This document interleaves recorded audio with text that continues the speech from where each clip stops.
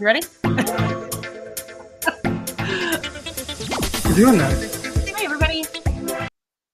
Hey, if you didn't know, it is Topless Toy Talk on Tuesday, Yes, and we are happy you're here. I am your host, I am your better host. and I am the betterest host Nope, wrong. of all the hosts. Incorrect.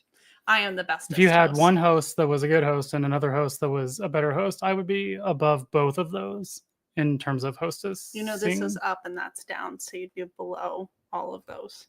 Yeah, it's just a circle. Somewhere up there. You start off really strong here. You know what like, is good? Your level of confusion just really, like, it helps. You know, I come in here like this is this really high energy, and then you say something that's just like, I don't even know what you're talking about. And then the energy like offsets because you make me too confused. My goal is to bring down your IQ level just like about 12 points. I used to be at the so start much, of every stream. I used to be so much smarter. And that way you'll stay with me.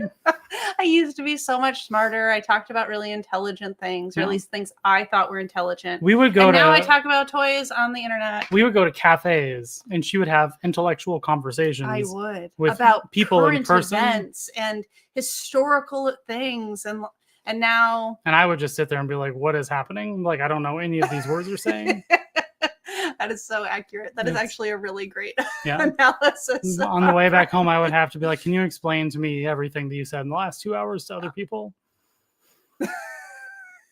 I mean, the only I part, got smarter when the we only when part we. you brought out was the electoral college because you knew about the electoral college. Let's not get started on that because I'll tangent. I know, real hard. But And we're not here to talk about no, that. we're not here to talk about that. So James wins first award here. So thanks, James. Are we gonna see? Are we gonna check with the chat? Is that what Yeah, we're doing? we're checking with the You're chat. just talking about James and like. No, I'm talking about James in the chat. So Hey James, welcome. I like James. I like just Welcome, when you James. just start off hard with just lurking, Yeah. it's perfect. But also, you know who else is here? Me. Oh, yep. I'm in the chat. Stupid. You know who else is in the chat? You. Also me. You're also in the chat.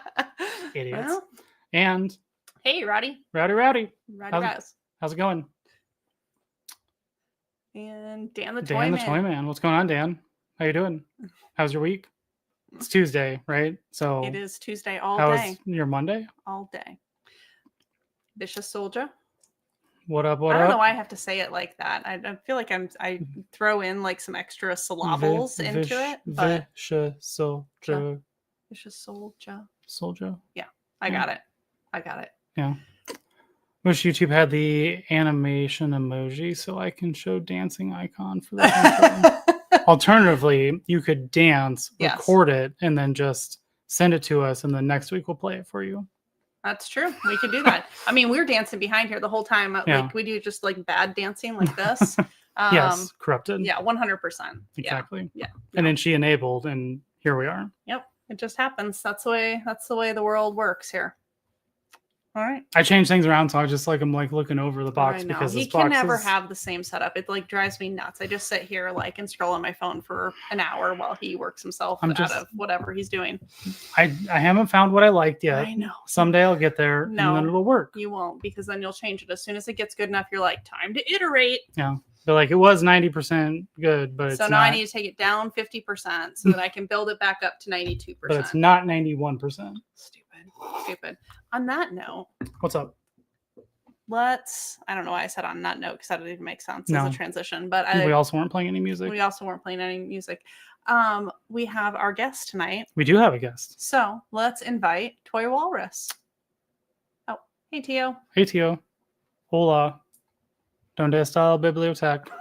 That's all I got. And donde está el baño? And dos cervezas. I got nothing. And dos tacos.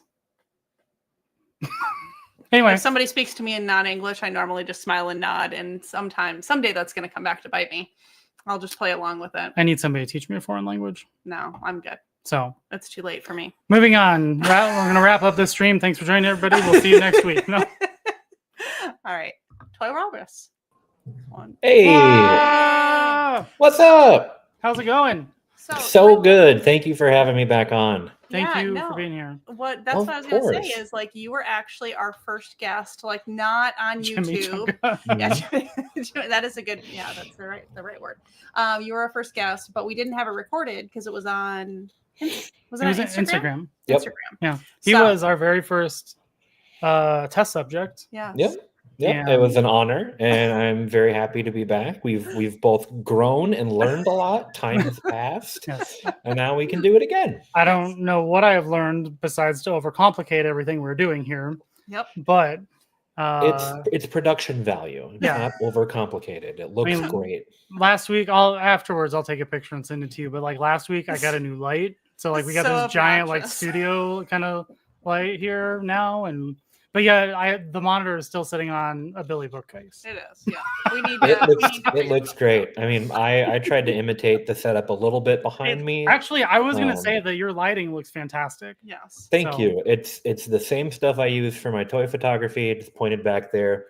And my laptop is elevated on 4 of my little toy photography very nice. crates right now. We have our toys on just some random cardboard boxes. So like, you know. You get a new light. The power of cinema. Nobody knows. Boxes. Yeah. No, it's all magic. But if I didn't know any better, I'd be like, are we in the same room right now? Right? Yeah, I tried to coordinate with the colors. I'm kind of looking this way, and I don't see you. So I'm going to make the assumption that you didn't sneak in. That's true. I unfortunately don't have a space in my current setup for all of my stuff. Yeah. So you get to look at my wife's beautiful living room that she's decorated. You know, she painted that accent wall all by herself a couple weeks ago. It's fantastic. You can't see it back there, but right there is Professor Xavier in his hover chair. So I do have one toy. I love it. I love it. You gotta have one thing. One thing. Well, One I mean, guy up there. all of my stuff is confined to either my office or this room. Actually, there's been a little bit of creep lately because of this one specifically. Yeah. Because we got. Are you familiar with designer toys at all? I guess the concept maybe, but Yeah. I'll let you elaborate. Did you have something to say? Well, about I was gonna say at some point we should let Toywalrus introduce himself because. Oh yeah, sorry. We haven't done that. We're assuming We'll circle back to everybody knows. Toywalrus. Well, I'm sorry. We'll Yes. circle back to designer. No, we're gonna circle back to Toywalrus here later. We're gonna talk about designer toys now. Yeah, no, go for it. I'll No. hang out. You do I'm your here to thing. Yeah, learn. no. So for those got real not excited. familiar, like, who are you? What do you do? Why are we talking to you tonight? Like, what's some fun, interesting fact? Just Sure. anything that would help people know who you are and how to follow you. Of course. I am Toywalrus, as Sarah and Rob have introduced. I'm a toy photographer on Instagram. I started toy photography back in 2017. I did it as just a little bit of a hobby for a couple months, and then took a huge break while life happened. I moved, I had 2 children, all sorts of stuff, changed jobs. And then earlier this year, or maybe just at the end of last year, I decided that I was going to really take a stab at it again and really start trying to put in an effort to post every day or every week and try to grow from there. And I met a couple of really great mutuals right away who inspired me even back when my posts were getting maybe 10 likes per post. They were getting likes from the people that I looked up to. And so that Awesome. made me keep going. And over the course of a year, almost a year and a half, maybe, I've grown. I just hit 2,000 subscribers. So still fairly low on the totem pole compared to some of my mutuals, but I'm having a really good time. I'm learning a lot and I'm connecting with a lot of really, really cool people. So it's all been worth it. And I've been enjoying it every step of the way. I'm still confident that I would be negative if it wasn't for her. She helps for sure. She elevates. Socials, right? Yeah, negative in many ways, not just follower count, but just in life in general. My bank accounts, right. You know, it's good to have a supportive partner. Yeah. My wife supports my stuff, even though some of my stuff she's aghast at. She is very supportive, and she's a really good reminder, like in the back of my head, like if you're familiar with my work, I do a combination of like action shots and stuff, but I do a lot of spicy work too. And she's a really good reminder to not be ridiculous with it, to keep it classy. Like I try to, as far as I take my spicy photography, I try to at least still keep it a little classy or make it a joke. And that's because I know I'm going to show my wife all of this. And if I cross the line at some point, I may not be able to continue doing this. So she's a really great supporter and a really great reminder to stay on track. Yeah. No, I get to preview anything before he posts. Yeah, I do the same thing as I kind of usually before I post something, I show her and say, hey, what do you think about this? And I'll be like, and if she's like, I don't get it, or this sucks, like you need to just go try again, then I do. So I always have veto power, but also sometimes I don't get it, but because this isn't like my culture, this isn't my thing. Yeah. And so sometimes he's like, well, here, let me send it to this person. If they think it's funny, I'm like, okay, fine. If this person, who's, this is kind of their niche, they think it's great, then I'm fine with it. Yeah. And That's fair. I mean, you're pretty good about entertaining the randomness. I don't know. Like there's some you like more than like you really like the Moodang Mondays. I do really like Moodang Mondays. It's But like very me too. cute. It meets my like need. Like the Moodang yesterday in the bed. Adorable. Adorable. But, that my wife also likes those pictures. She knows you as Moodang Guy is what she refers to as. Moodang Guy, I like that. Yep, because she's seen mostly those pictures. But no, it's good to have that balance. It's good to have a voice that's kind of being corrective, because left to our own accords doing the types of stuff that we do with the types of figures that we buy, it can be a lot. Yeah. There's some interesting stuff out there to purchase. Like yeah. there's stuff I had no idea that existed. No idea. Yeah. No idea. I come across something new every day that I'm like, huh. But what was the custom? We were talking about the one, you were going to talk about the ones in the dining room. Oh, designer toys. Yes. Are we Yes. circling back to that now? We're going to circle back to Okay. designer toys. All right. Designer toys. So designer toys, in my opinion, are more like figurines most of the time. I could be wrong. Somebody feel free to correct me if you're into designer toys.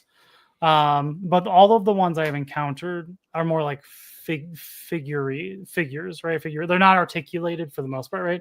And so, but anyway, we ran into this guy at this thing called First Fridays. I don't know if this is a widely known thing, if other places It's do normally it. like an art thing. It's So like an art like thing? you know, like it's First Friday every month, and like local artists will open up stuff. So I mean, Yeah. I think it's mostly everywhere Yeah. in the United States. Maybe. But Have you Yep, heard of I'm First familiar. Fridays before? We've Okay. got them in my town. Okay. So I hadn't heard of it before this one. So I'm like, I went, I don't know, 90% of my life not knowing about First Fridays. And so because I bring in the higher level culture into this relationship. That's And true. then of course we go there and we just spend a whole bunch of money on Yeah. toys. So anyway, this guy, like, he had these really cool things. One of them, they look like, man, I wish like We I had should've a brought good it picture down. of one. Yeah, or had it here. But it looks like It's like it looks like lava, but it's like an a animal. But he's got like a big belly and horns. and a penis. Oh yeah, he does have that. Just a little one hanging But down. yeah, Is he's that a got- requirement? Is that a requirement for designer toys? I mean, it is for me. If I'm gonna gonna buy a designer toy, like it's gonna have that. Like, so we I'll have have to take a picture and send it to you. And so anyway, I've seen this, guys. You've showed me this. I think right after you bought them, they're very cool. okay. I Yeah. couldn't Yeah, remember. and they're very small batch or one of a kind, right? Yeah, like I think he's Mhm. made like 10 of them or something like that.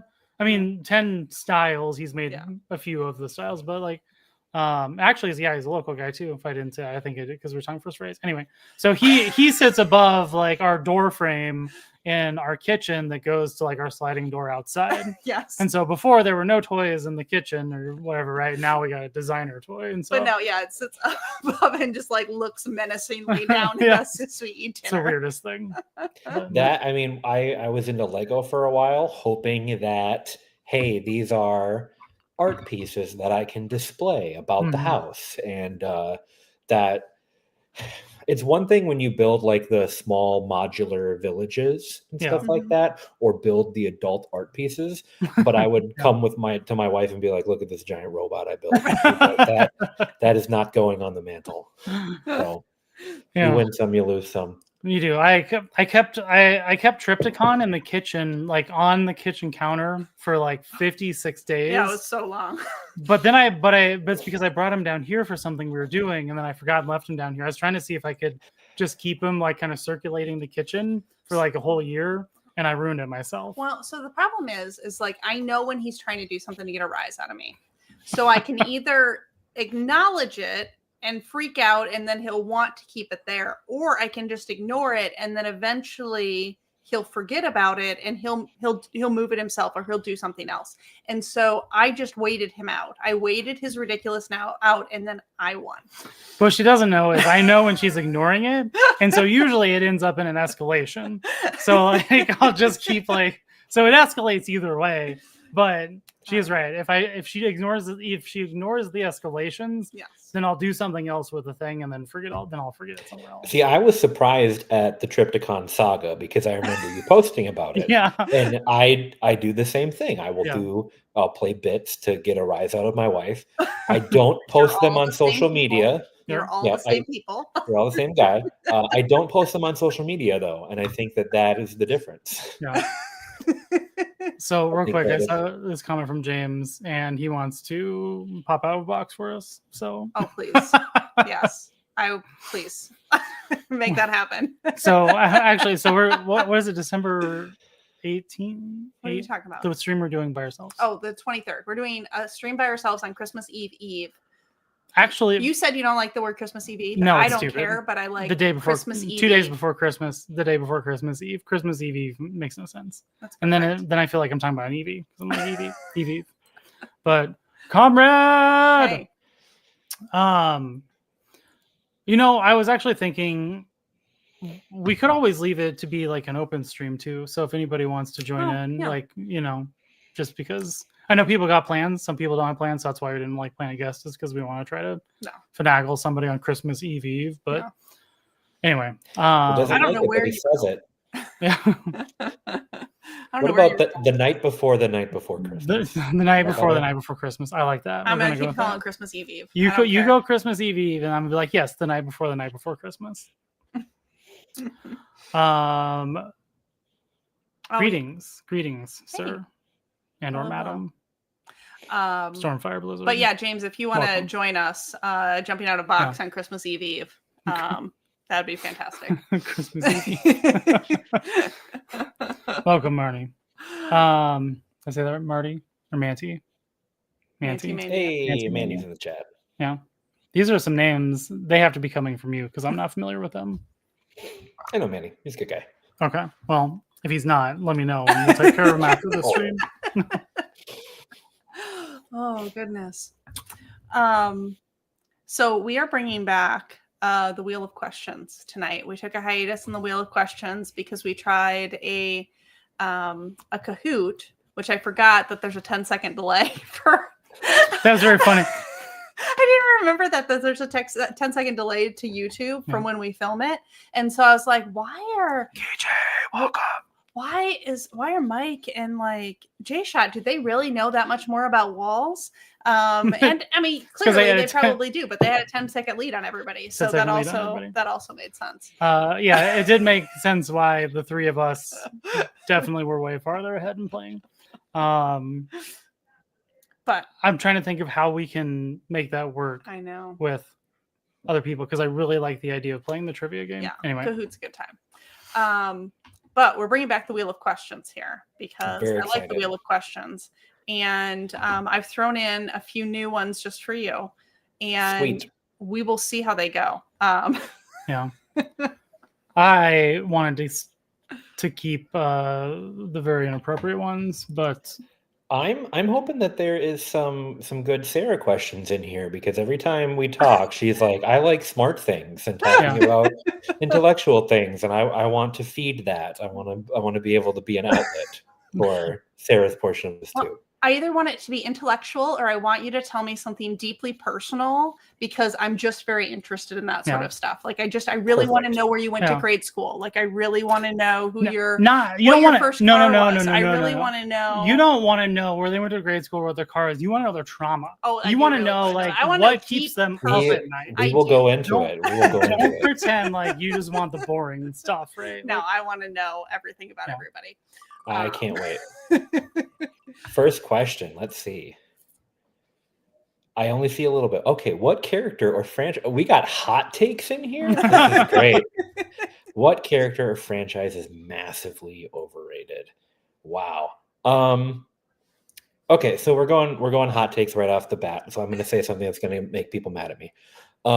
If you follow my Instagram, you know that I mostly do Marvel stuff. I've done some anime stuff. There's a long story behind why I mostly do Marvel stuff. Maybe I'll talk about it later. It's not a big deal. But that's not to say that I don't like DC, right? I actually grew up, Manty says One Piece. That was my first thought, but I think there's more nuance to it than that. One Piece. I like DC, and I grew up more with DC than I did Marvel. And my dad read me Superman comics. We watched Batman and Superman when I was a kid. But I will say the overwhelming or the overrated franchise or character I'm going to say is Heath Ledger's Joker from the Dark Knight movies. Okay. Wow, that is a hot take. Yeah. I know. And it's one that I've had forever, and it's one that I've gotten into lots of fights about. But I'm gonna throw it out there, and everyone can be upset. I think that had Heath Ledger not died, his character, that performance would not have blown up the way that it did. Yeah. And I don't think that there's necessarily anything wrong with the reception of his performance in the time, because it was a good performance. It's just the way that character has now been co-opted and morphed into some wild incel icon that is like that's where I say the overrated really comes into play. Because like I said, his performance at the time, it was great. It was a new take on the Joker. I don't like how that take on the Joker has painted every take on the Joker that's come after it. My favorite Batman, Joker, everything is the animated series version. So the way that those characters were were done in that Mark Hamill's voice for the Joker. That's what I think of when I think Joker. I know a lot of people think of Heath Ledger, but that'll be my answer for this one. And I am fully aware I will be eviscerated for this take in my DMs. I Maybe thought even right now. you were just going to go DC across the board, and I was like, finally somebody else. No, I do love DC. I do. I would do a lot more DC photography, except the affordable price point stuff is McFarlane, and it's 7 inches. Yeah. It's my only qualm against it. If they were 6 inches, I would absolutely have just as many DC figures as I do Marvel. And I agree. Like that is like the one thing that holds me back from getting into DC is actually the McFarlane figures. No, the one thing holding you back is that you already have 800 Transformers. I mean, that is actually the one thing that's already holding you back. So the thing that holds me back from tiptoeing just ever so slightly into DC is the McFarlane figures. Like I have Power Girl and I have Wonder Woman, and that's it. Well, Spawn figure, but I guess Spawn is not really DC. But I did almost like dip a toe in with McFarlane to get their Superman Batman fusion figure, because I think that character is a really cool idea. And I was like, well, if I was just going to get one, I would get like that, a one-off kind of thing. But the other thing that holds me back is like I don't typically buy Marvel Legends much anymore if they're not pinless. And McFarlane figures still are largely pinless or still have pins. So I find these little things that hold me back from it. If the rumors are true and Mattel gets the license and does 6-inch figures when they start making them, then hello, I'm all in. I'm going to get Batman and Superman and all of them. But for now, I'm stuck with my Squadron Supreme cosplay photos that I've been doing.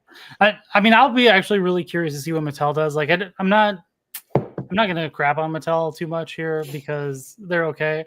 I have one of their She-Ra figures, and it's all right. It's not. I don't think it's the same quality as a Marvel Legend. Is it better than McFarlane? I don't know. Yeah, it has more points of articulation, I would say. It didn't fall apart as quickly as I think my Wonder Woman figure did. Because I kind of went hard on that Wonder Woman figure because I'm like, F it, like it's a McFarlane figure. I got it on sale. And so I don't know. I mean, I'll be curious to see. I'm very interested to see if Mattel gets it and what they produce. Yeah, I don't have any Masterverse figures, but from what I can see, they're well articulated. They're pinless. They have face printing, like everything that you would want from that price point is there. Yeah. So if they come out, like, I think it's a no-brainer to just be like, hey, we're going to make Marvel Legends, but DC characters. Yeah. I think that there is a huge number of people who collect Marvel Legends who don't collect McFarlane just because of the scale difference. Yeah. And if the scale difference wasn't there, they would do exactly what I would do, just buy them all. I mean, I would definitely buy a Batman figure because the Batman Deadpool crossover they're doing right now with the comics. Like, I don't know did you happen to read that by chance? I knew it was out, but I haven't read it. Okay. I've had it for a few weeks and I just read it the other day and I was like, that's surprisingly better than I expected. And so I think is it this upcoming week or what? I don't know if it's tomorrow or an upcoming future week in the near future. They're doing the next one, which is I don't know Deadpool, why you Batman. look at me for these. Insights. I don't know because we go to Mayhem, the comic store together, but I mostly just go there. Not and like lunch. What comics I get, but that's what we all want, isn't it? Yeah. Hey, by the way, High School Creations is here, aka Diabolical Studios. AKKAA. I don't know. Mike, yes. While it's defunded. Yes, yay! And really excited about that because I want some walls. Yeah, and that video was like a wild trip. If you've not seen Rob's like creation of his video of like promoting that, like I just had to go along for the ride. Yeah. I didn't understand the vision. I often don't. Like there's maybe like 1% of the time I understand where he's going with it, and I was like, you know what? We're just gonna go with it, and it turned out pretty great. So the thing is, it hasn't been until recently that I've kind of gotten to Kickstarters. I don't know anything about Kickstarters. You just tell me, hey, go support this. I'm the one who has it. And then But- I'll just package it up and give it to you for your birthday. But I'm like, I don't want to pay for like the corners and the battlements and stuff later. Yeah. You got to go all in. So I'm All like, in. how do we get people to like, how can I do my part? I don't know. And so anyway, No, it was fun. I've been following the Wall XD. I remember I'm seeing it for pre-orders on Big Bad Toy Store. I'm pretty sure I follow High School Creations on Instagram. Yeah. Looks really cool, and I've always been like waiting for the next step of like it becoming its fully modular system. Yeah. I loved what I saw. I saw a little bit of the new Wall stuff when you guys were promoting it, and I'm like, I'm this close to starting to get into Mythic Legion. So if I do jump over that hump, I'm going to be supporting the Wall for sure. You should just do it anyway. No. Actually, That's true. so I've been trying to find like a gray Wall Yeah. for the longest time. Yes. He's been trying to get people to make one for him. He reached And out to everybody somebody, he's that like I try to be like, hey, he's like been trying to talk me into letting him get a 3D printer or then a laser printer, which I'm fine with. Like, there's no problem if he Yeah. wants to get those things. He just does not have the time to learn another new thing with the I will. videos and this. Like, only fences. Rob, I'm you learning. have too many No. things on your plate and you get stressed out by too many activities. I So, know. like, That's why that I is what's said- preventing me. That's what we were from, like- talking the other day. I was like, we gotta cut something. Yeah. Like, you But- can't have video games. You can't do all these things. Yeah, I have Too like much. the video games is like what's really Yeah. tanks. But anyway, so like I'm just like, these are perfect, right? They're gray walls. That's what I've been wanting all along. And so I'm like going all in. But actually no, the thing I really like about them is the like you're saying, how they're modular and how they can collapse down because space is limited. And so like I Agreed. have most of my diorama stuff in my closet, just kind of on the floor, kind of. What is the like, lined up. cardboard stuff that we have in the background? What's the card? Oh, extreme sets. I Do you have feel any extreme sets? those extreme sets? I mean, they're I- so big. Even if you Yes, collapse them down, they're huge. I don't have any, but I've wanted some for a while. I just don't have a dedicated space. Well, I'll Like send you the the ones. small beautiful.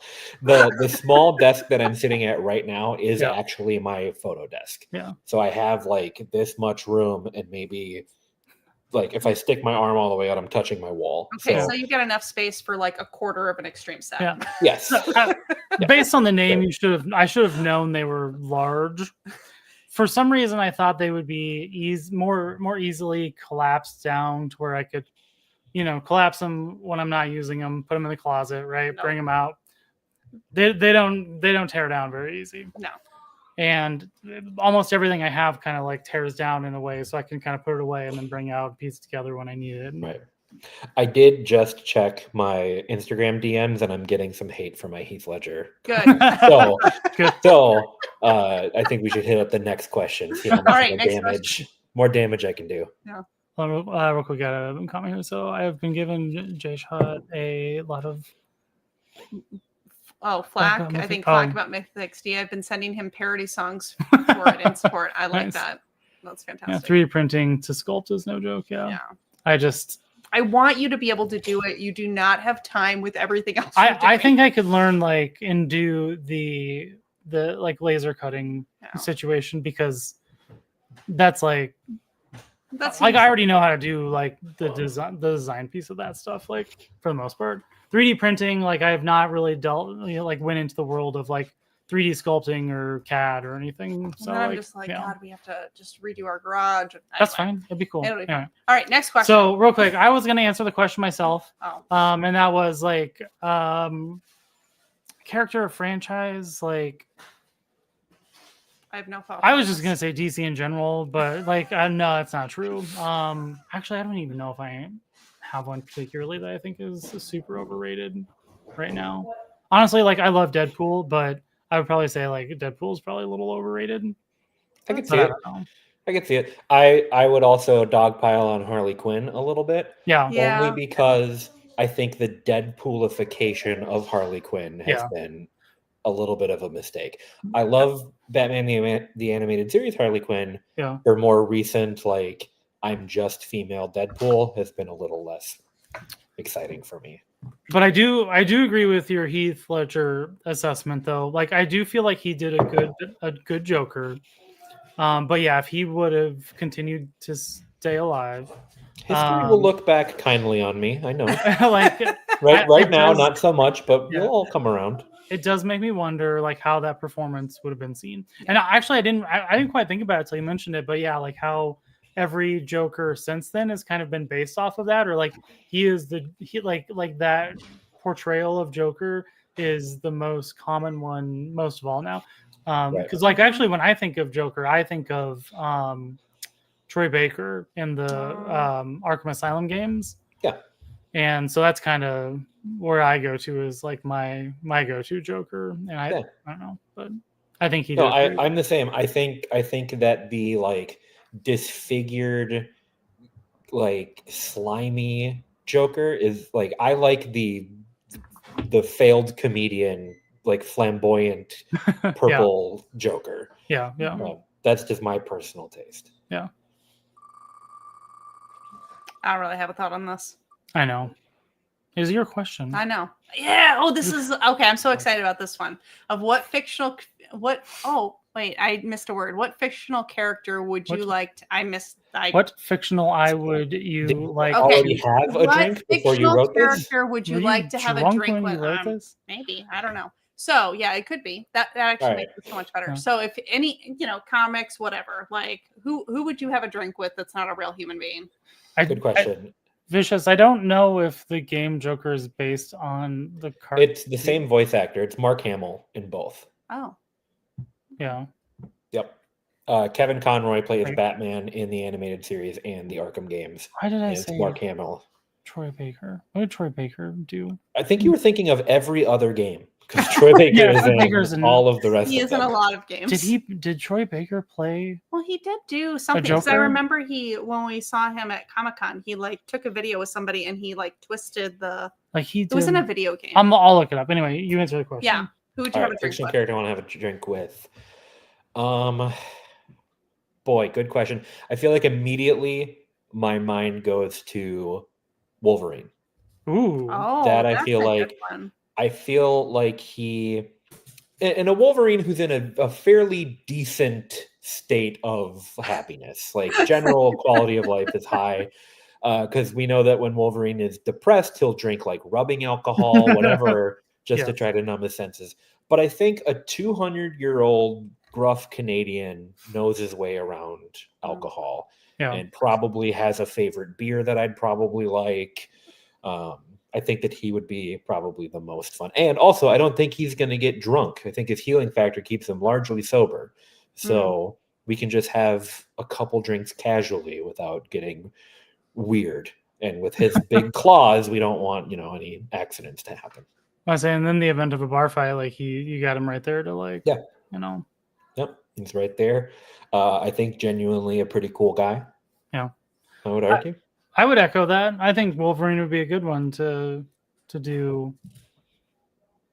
have a drink with. He seems down to earth enough. Like I start thinking about other superheroes, and you wouldn't want to drink with the Punisher. He's just gonna get angry or sad, super sad. Yeah, he probably just angry. Yeah, just be like, I know about your family. I'm sorry. Yeah.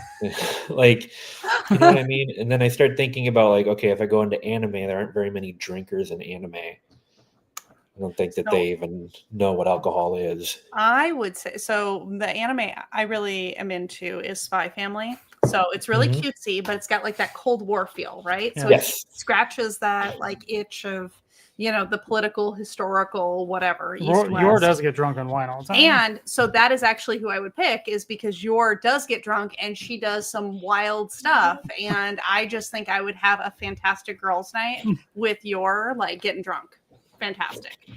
I think that you are probably the only one in this entire chat, Rob and myself included, that could actually have a good time with Yor. every other guy would be like, hey, here's my chance, and then she would absolutely destroy you. I'd be like, I know you got knives on you, so I'm not gonna mess with that. What's the curse policy? Can we drop? You can. I don't care. No, we're not monetized. We'll never get there. We'll keep it. But I like that you use pulverize, because I think that does make the most sense. That scene in season 1 where she gets drunk and Lloyd's being like Lloyd Man or whatever his spy thing is, Yeah. and he like throws his block up and she kicks him so hard she kicks his gloves apart. It's like, Yeah. Jesus Christ. So yeah, your great choice for you, Sarah. For everybody else, I think that we would not walk away from that interaction. we would all die.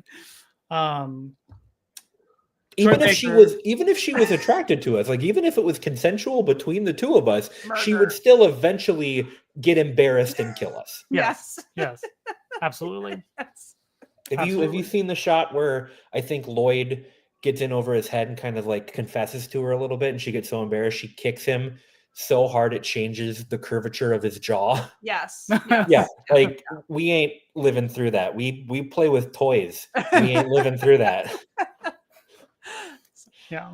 Okay, so we got two good answers here. We're not built. You know, what's your... I was going to go in, well, okay, so hold on, let me think about this. So,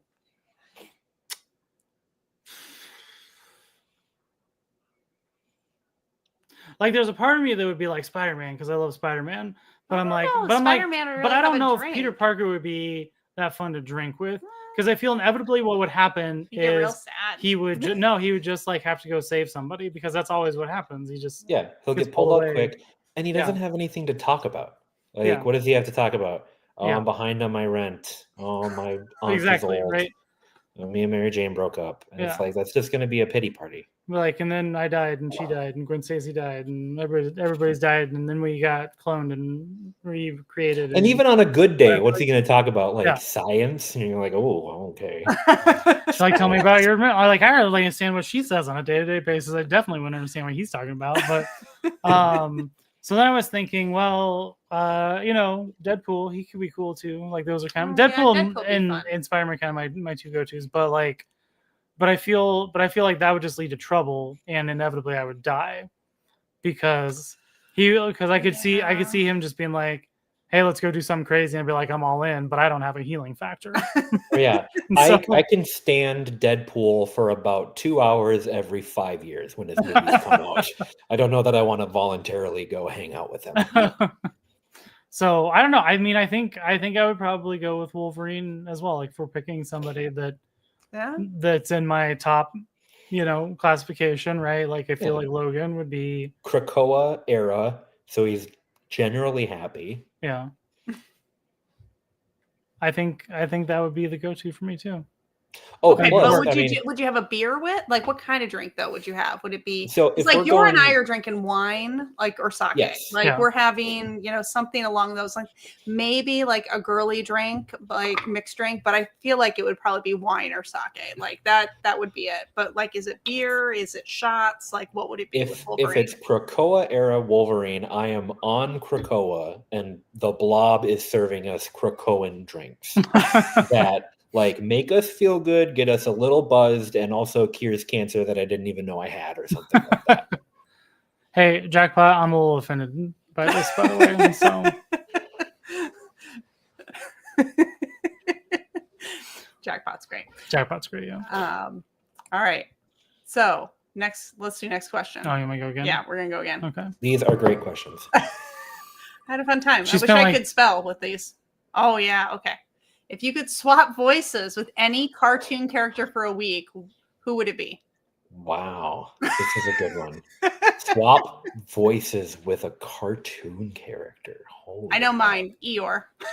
Eeyore is very good. Eeyore is great for Rob, because if you can do Eeyore, you can do Optimus Prime, and he would love that. I have been told in the past that I resemble Eeyore quite a bit. Actually, I should probably pick Tigger because I'm like higher energy. Like, I just that's fair. I like the idea of you like approaching Rob after some drinks and being like, Rob, one shall stand and one shall fall. And being like, oh. Cartoon character. All right. So I'm gonna be literal with the prompt. I'm gonna go American cartoons. What voice do I want? Man, I don't know. The Optimus Prime pull is pretty good. That's a pretty iconic voice. I feel like if people recognize it, they're like, sweet, that's Optimus Prime. Wacko was a good one. Johnny Bravo is Oh, good. Johnny Bravo That was is good, a yeah. good one. Yep, seeing those coming through. I think the Optimus Prime one is a good one because even if you don't know Optimus Prime, that's a voice that's still. You know that voice. Yeah. Well, even if you don't recognize it, it's a good, powerful voice. It Yeah. invokes a level of leadership. It's trustworthy, Mhm. right? So I'm gonna go with OG. Not even OG. Let's go with Transformers Michael Bay movie Optimus Prime because that's when he really had the gravel in there. Yeah. I would go. I honestly, I would go Soundwave. I like the electron. We learned what that was called, and I can't. Oh, It's that like Vocoder? Vocoder. Yeah, vocoder. Yeah. Vocoder would be dope. Do some yeah. Daft Punk songs. You could do Bumblebee, and then you could just sing any song from the radio perfectly. Actually, that would be fun too. That would be good. But I would just say the most wild things as Soundwave, things that nobody would ever say. Okay, so this is inappropriate, but like, how funny would it be if you were like trying to give me pickup lines and that be like, hey, That's what I would do. Hey, sexy lady. That Actually, would be like the funniest thing in a Soundwave voice. Hold on, I gotta take a note of this because this might actually become a thing. If not Optimus Prime, my second choice would be like Jake the dog from Adventure Time. I John have never DiMaggio. watched Adventure Time. People talk about this all the time with us. I've seen Adventure Time. Have you seen Futurama? No. Okay. Bender's voice and Jake the dog's voice are the same. Oh, and John DiMaggio has a great voice. I didn't realize that. That's interesting. Fun. Oh yeah, I've got all sorts of trivia. Yeah. We should have played Kahoot. I would have been like, hell yeah. She would have been good at it. I don't know. I wouldn't know any of these answers. You probably. Well, I would know because I would make the test, so I would kind of cheat. I'm trying to figure out how do we get, because there's the 10-second delay between I don't know if we can do it with what the we chat say or and just what other people sees. Yeah. And so Seduced by Soundwave was not on the bingo card. My brain is already churning here, and I'm like, this might be a new video series where we have Don't to give him puns or onomatopoeia because he'll be like, now this is my project. Now I need to make. This is how all the videos start. Is I say something stupid like this, like, "Hey, if you like tried to do Soundwave pickup lines on me, wouldn't that be funny?" It's like, yes, it would. I will make this into a video. And then I'm just gonna pull a Soundwave figure off the shelf, record the line, put it to do the worst stop motion where it's just it'll be the same thing every time, and then your reaction done. Maybe, I don't know. Speaking of Soundwave, I'm really interested in this new trend of Soundwave and Hatsune Miku together. And who? My new thing. Are you familiar with Hatsune Miku? No. Mm-hmm. She is the light blue, long pigtails to the ground. Oh, she's called a Vocaloid. Yeah. And same thing like a vocoder, she's a program that sings. So people recently have been pairing the two of them up together. I did not know. Have you built any of Blocky's Transformers stuff? A few, yeah. Yeah, so Blocky's did their action class Soundwave, and then they also made a Hatsune Miku model kit. So people are posting them together. So Jackpot's talking about so we accidentally both. So I love advent calendars. I think they're the best things ever.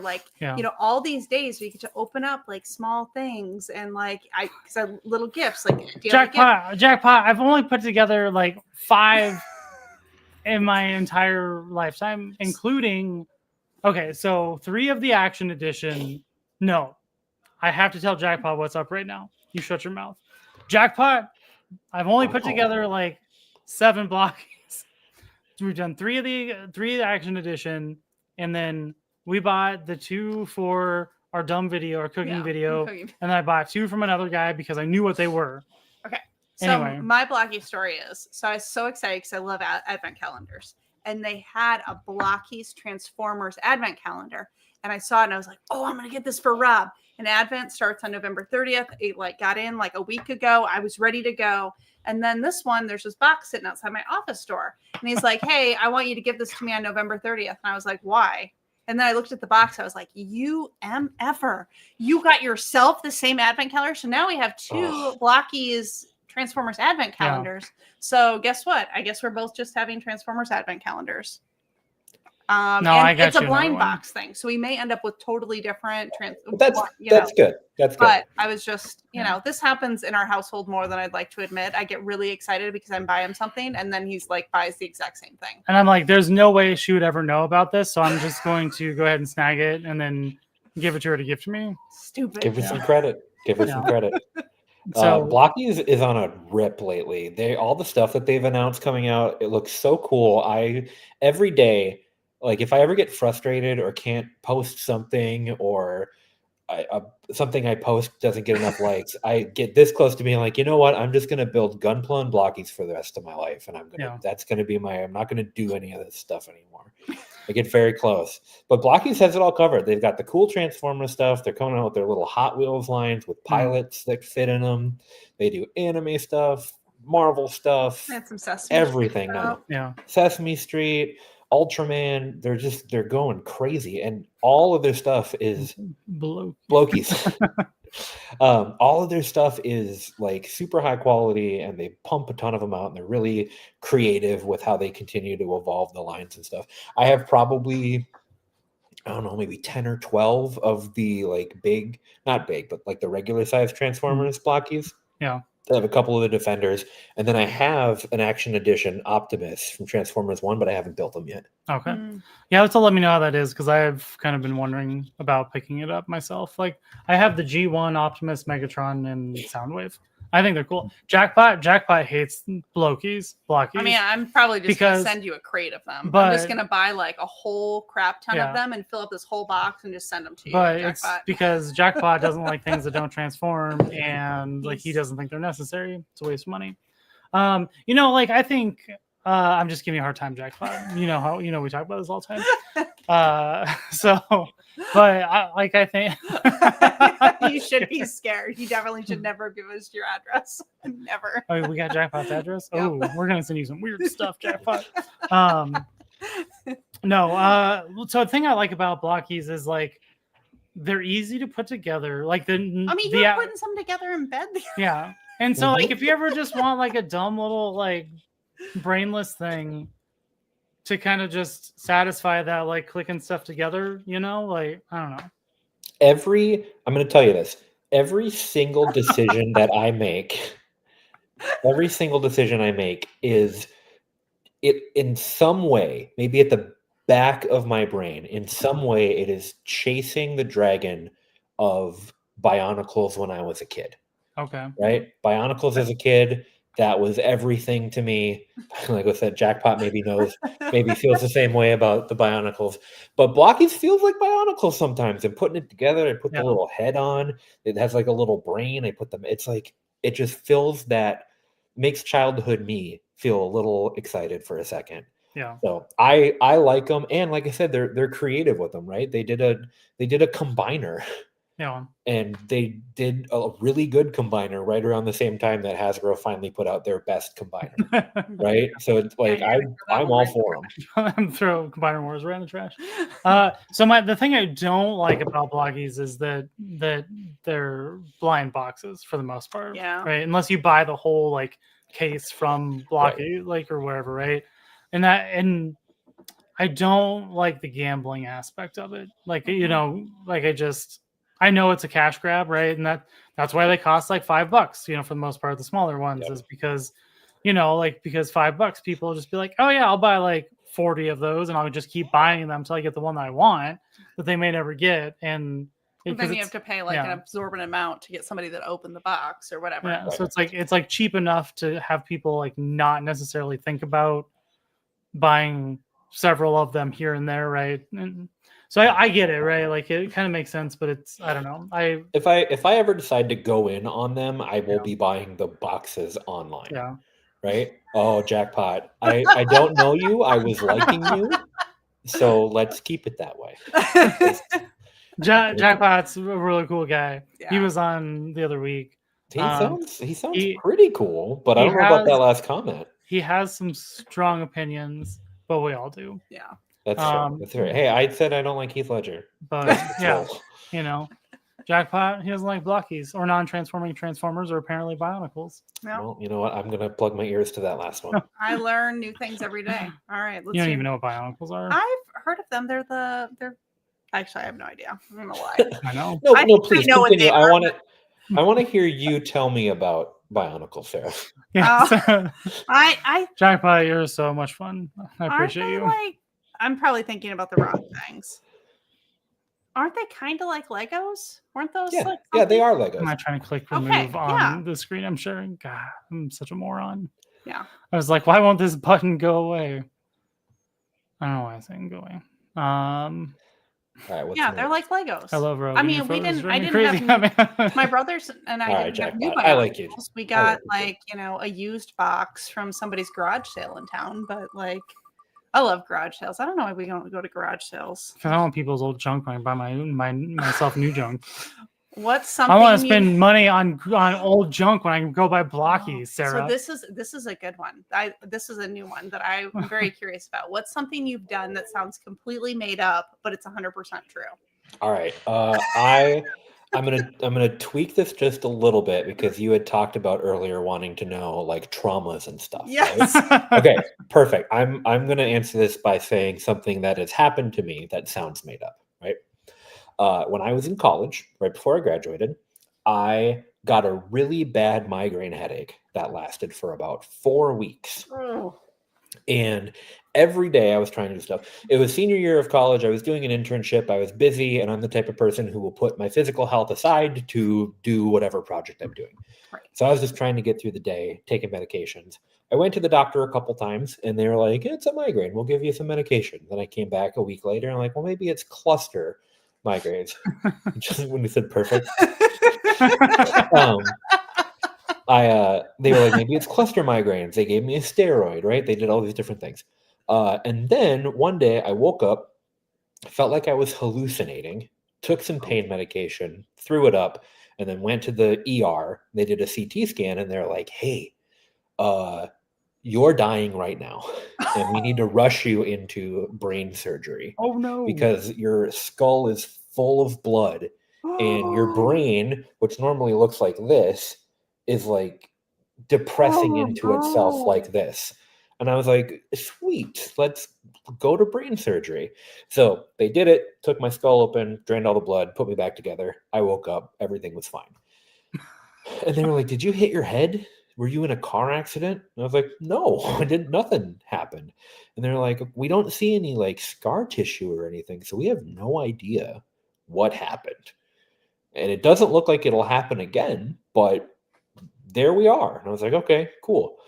The next day, the physical therapist came in and he like sat down next to me and he was like, hi, I'm your physical therapist. And I was like, I'm okay. I'd like, we're good. And he's like, oh, you're fine? And I was like, yeah, I'm walking and stuff. Like nothing happened. He's like, your CT scan looked like you had a stroke.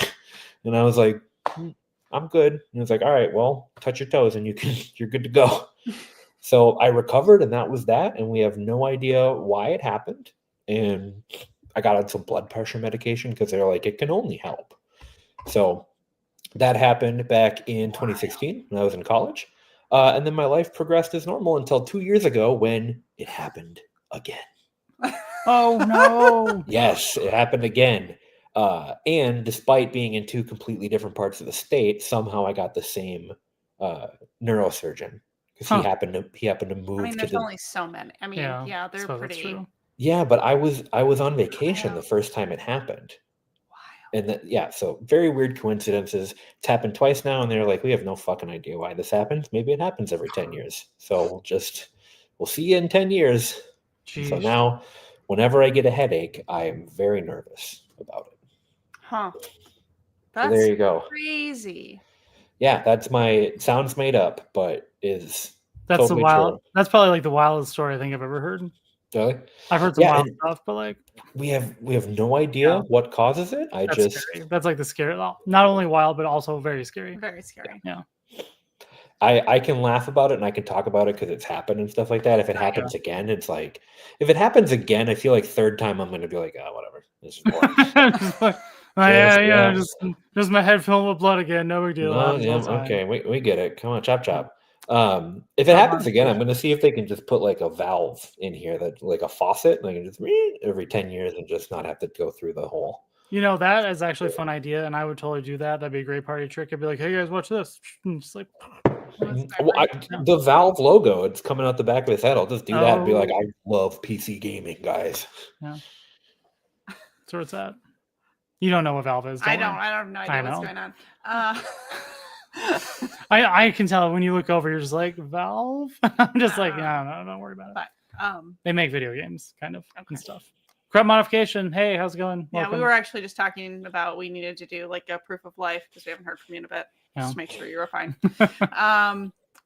So something that I've done, I mean, I would say actually something that's like, I'm going to answer this, that I didn't do, but it was like it happened to me is, so this sounds totally made up. So I grew up in like rural Iowa, and the way my dad talked, he's just a very like, he's not stupid. Like he just talks in like a very simple, like matter of fact sort of way. Hope like, he's not watching this. No, he's definitely not. But like, you know, if we're eating, he's like the type of guy that won't say like, hand me the butter. He'll just point at the butter and say butter. Like he's like just his mannerisms and how he's talks. So like, yeah, like an asshole. I'm, you know, like he's actually a really nice guy. No, my dad he was homecoming king. He was like the epitome of like small town Americana. He was a homecoming king.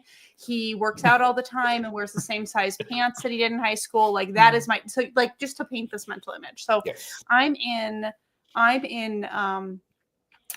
probably middle school. I'm telling you a story that you don't know. And and so what happened was we were driving home in this like rural area, and he looks over in the cornfield and there is a fire truck sitting out in the cornfield, and he looks up at the sky and it's got like this black like line in it. And he said, you know, Sarah, this is about what the sky looks like before a tornado happens. And I kid you not. And this is about the same time, like this movie's Twisters and all those are coming out. Twister comes out. And it could not have been like more than like a couple minutes later, an entire barn, like a tornado picks up an entire barn, throws it at the truck that we're in. Somehow, like I just remember him pushing my head down because I mean stuff could have flown through the window. It didn't. But we got, and it hit like on my side of the vehicle, like this whole barn. Somehow we stayed on the road. No idea how. We get home and like tires. I mean, we definitely should have not survived that.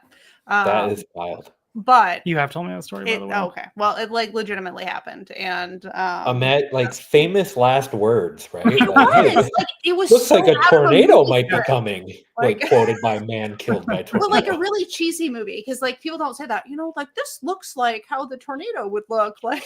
Like a line from Sharknado. It's way overly dramatic. So I think mine would be I started a 1/12 scale action figure accessory line called Only Fences. Stop it. It's so stupid. So stupid. I feel like none of us quite understand the joke. Flip. And I don't, and I've been living with it. Dude, I keep seeing them being like, okay, when can I buy the fences? I'll buy the fences. So I'm working on it, right? So actually the last several nights I've been clipping, getting stuff together. So I have enough stuff. I forgot today was Tuesday. Last night I was like, I'm gonna start gluing stuff together. Yeah. He's like clipping popsicle sticks in bed. There's like popsicle stick pieces all over the bed, like on the floor. It was 2 days later. I found pieces of popsicle sticks.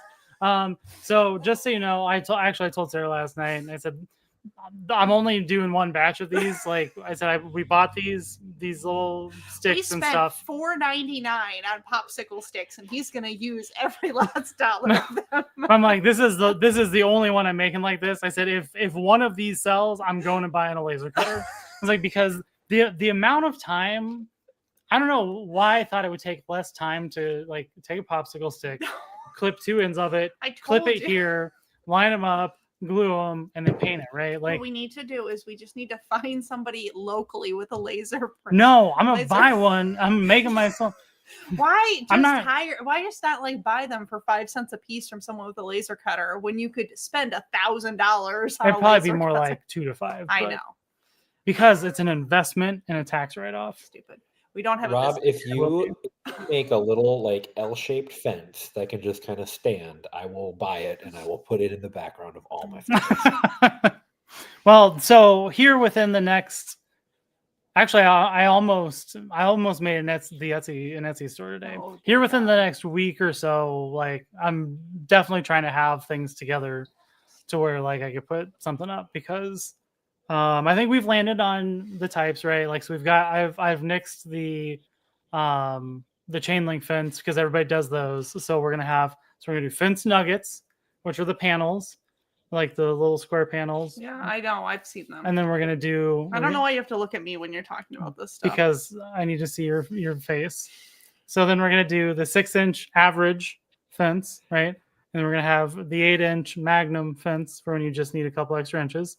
And then we're gonna have the privacy fence. I can't remember what we're gonna call it. Not so privacy. No, that's the first batch because the popsicle sticks are just under 6 inches, and so they're about 5.5 inches, which is not 1/12 scale. It's just because the privacy fence would be about 6 foot, so they're slightly less than private fences. But when I sell just one of these and then go buy a laser cutter, they will be. And then you got Flip says #1 backer for Only Fences. Thanks, Flip. And then James is only here for the Only Fences. Yep. So thanks, James. Yep. And while we're talking about Only Fences, we just got to pay the bills. Are your action figure scenes looking lame? Do your epic battles lack boundaries? Is your tiny town fenceless?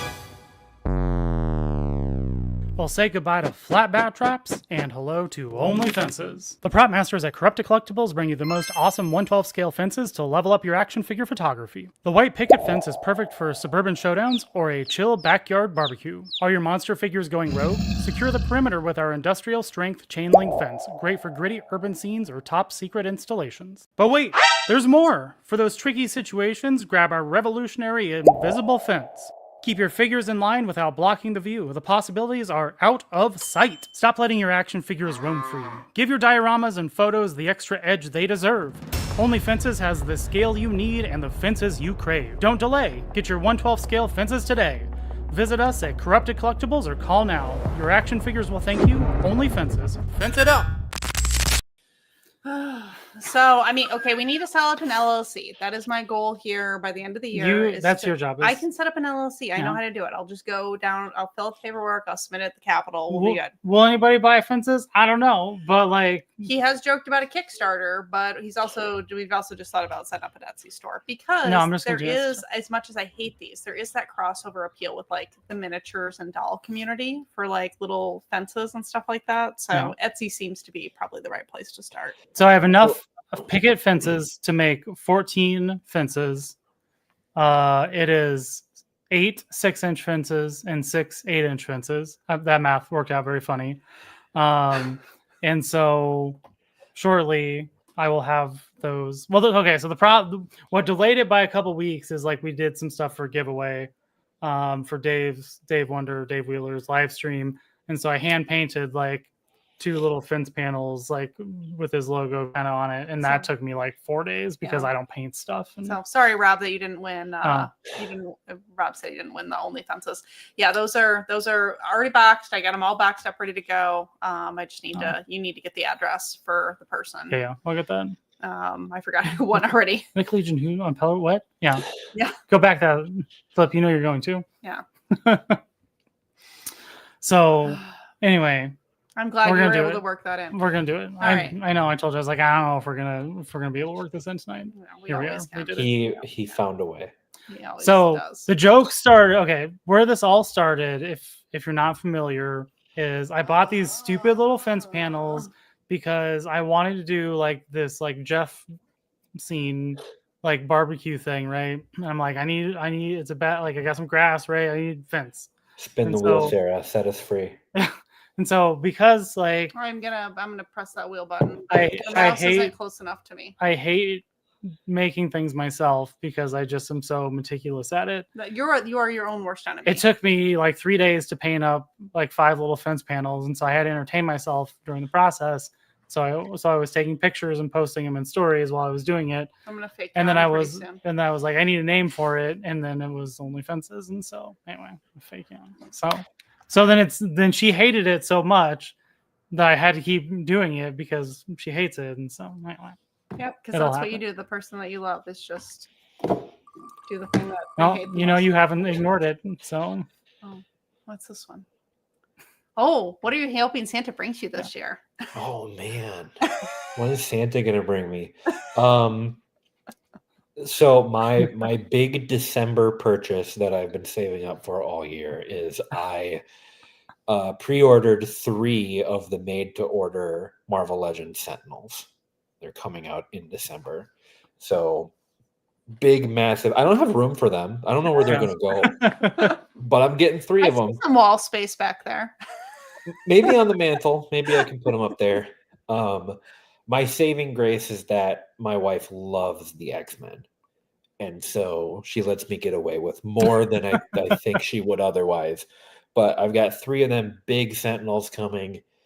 I hope Santa brings me them by that time. And I hope they don't just randomly ship. That, like, I've been meaning to bring this up in a public forum for a while. I'm getting tired of all of my damn pre-orders coming in at the same time. Hasbro will be like, this comes out in 6 months, and you'll pre-order it, and 4 weeks later, they're like, actually, they're Never shipping mind. now. You get them now. Buy, charge. And it's like, I can't. November or October, like, kicked everybody's ass because They Hasbro did. was like, It hey, was so bad. everything all at the same time. Yeah. I'm largely skipping the next 2 Marvel Legends waves to give me like just a little bit of a break. But if they kick these Sentinels up, I'm glad I already saved for it. But man, they need to keep their release dates in check. I just had Iceman. My retro Iceman was coming out like January 1st. And then I got an email today that was like, hey, it shipped. What? Like, at least Big Bad Toy Store is like, hey, your thing is coming in a couple of days. Prepare. Oh. Hasbro and Amazon just ship it. Yep. Just ship it. I'm like, that's actually the one thing I do really like about BBTS is that they send you an email, like, and it's usually like 1 to 2 weeks before it actually hits, and so then you're like, oh, okay, like I can. Prepare, move some funds around, get ready for it. Yeah. And if it comes through and it like there's a chargeback or something, it'll hang out in your account for a little bit so that you can appropriate your money. Yeah.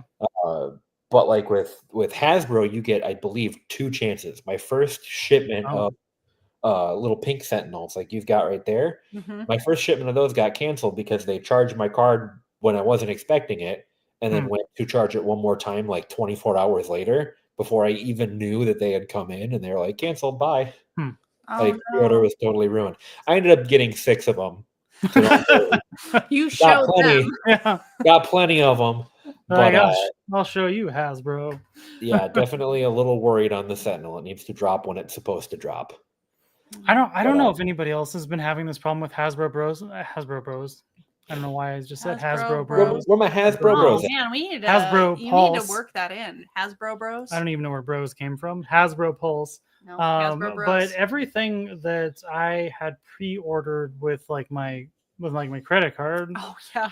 Every time it goes to process, I get this message that says, "Oh, we had a problem processing your order," and so they want me to update my payment method. And so then I went in and updated my payment method, and I'm like, "But it's the same thing." Yep. And then it's like, "Nope, problem." And so I just use PayPal, like, because is that you too? Like, is that a thing? Like, Yep. It's weird. I use PayPal for it as well. Just that takes care of it.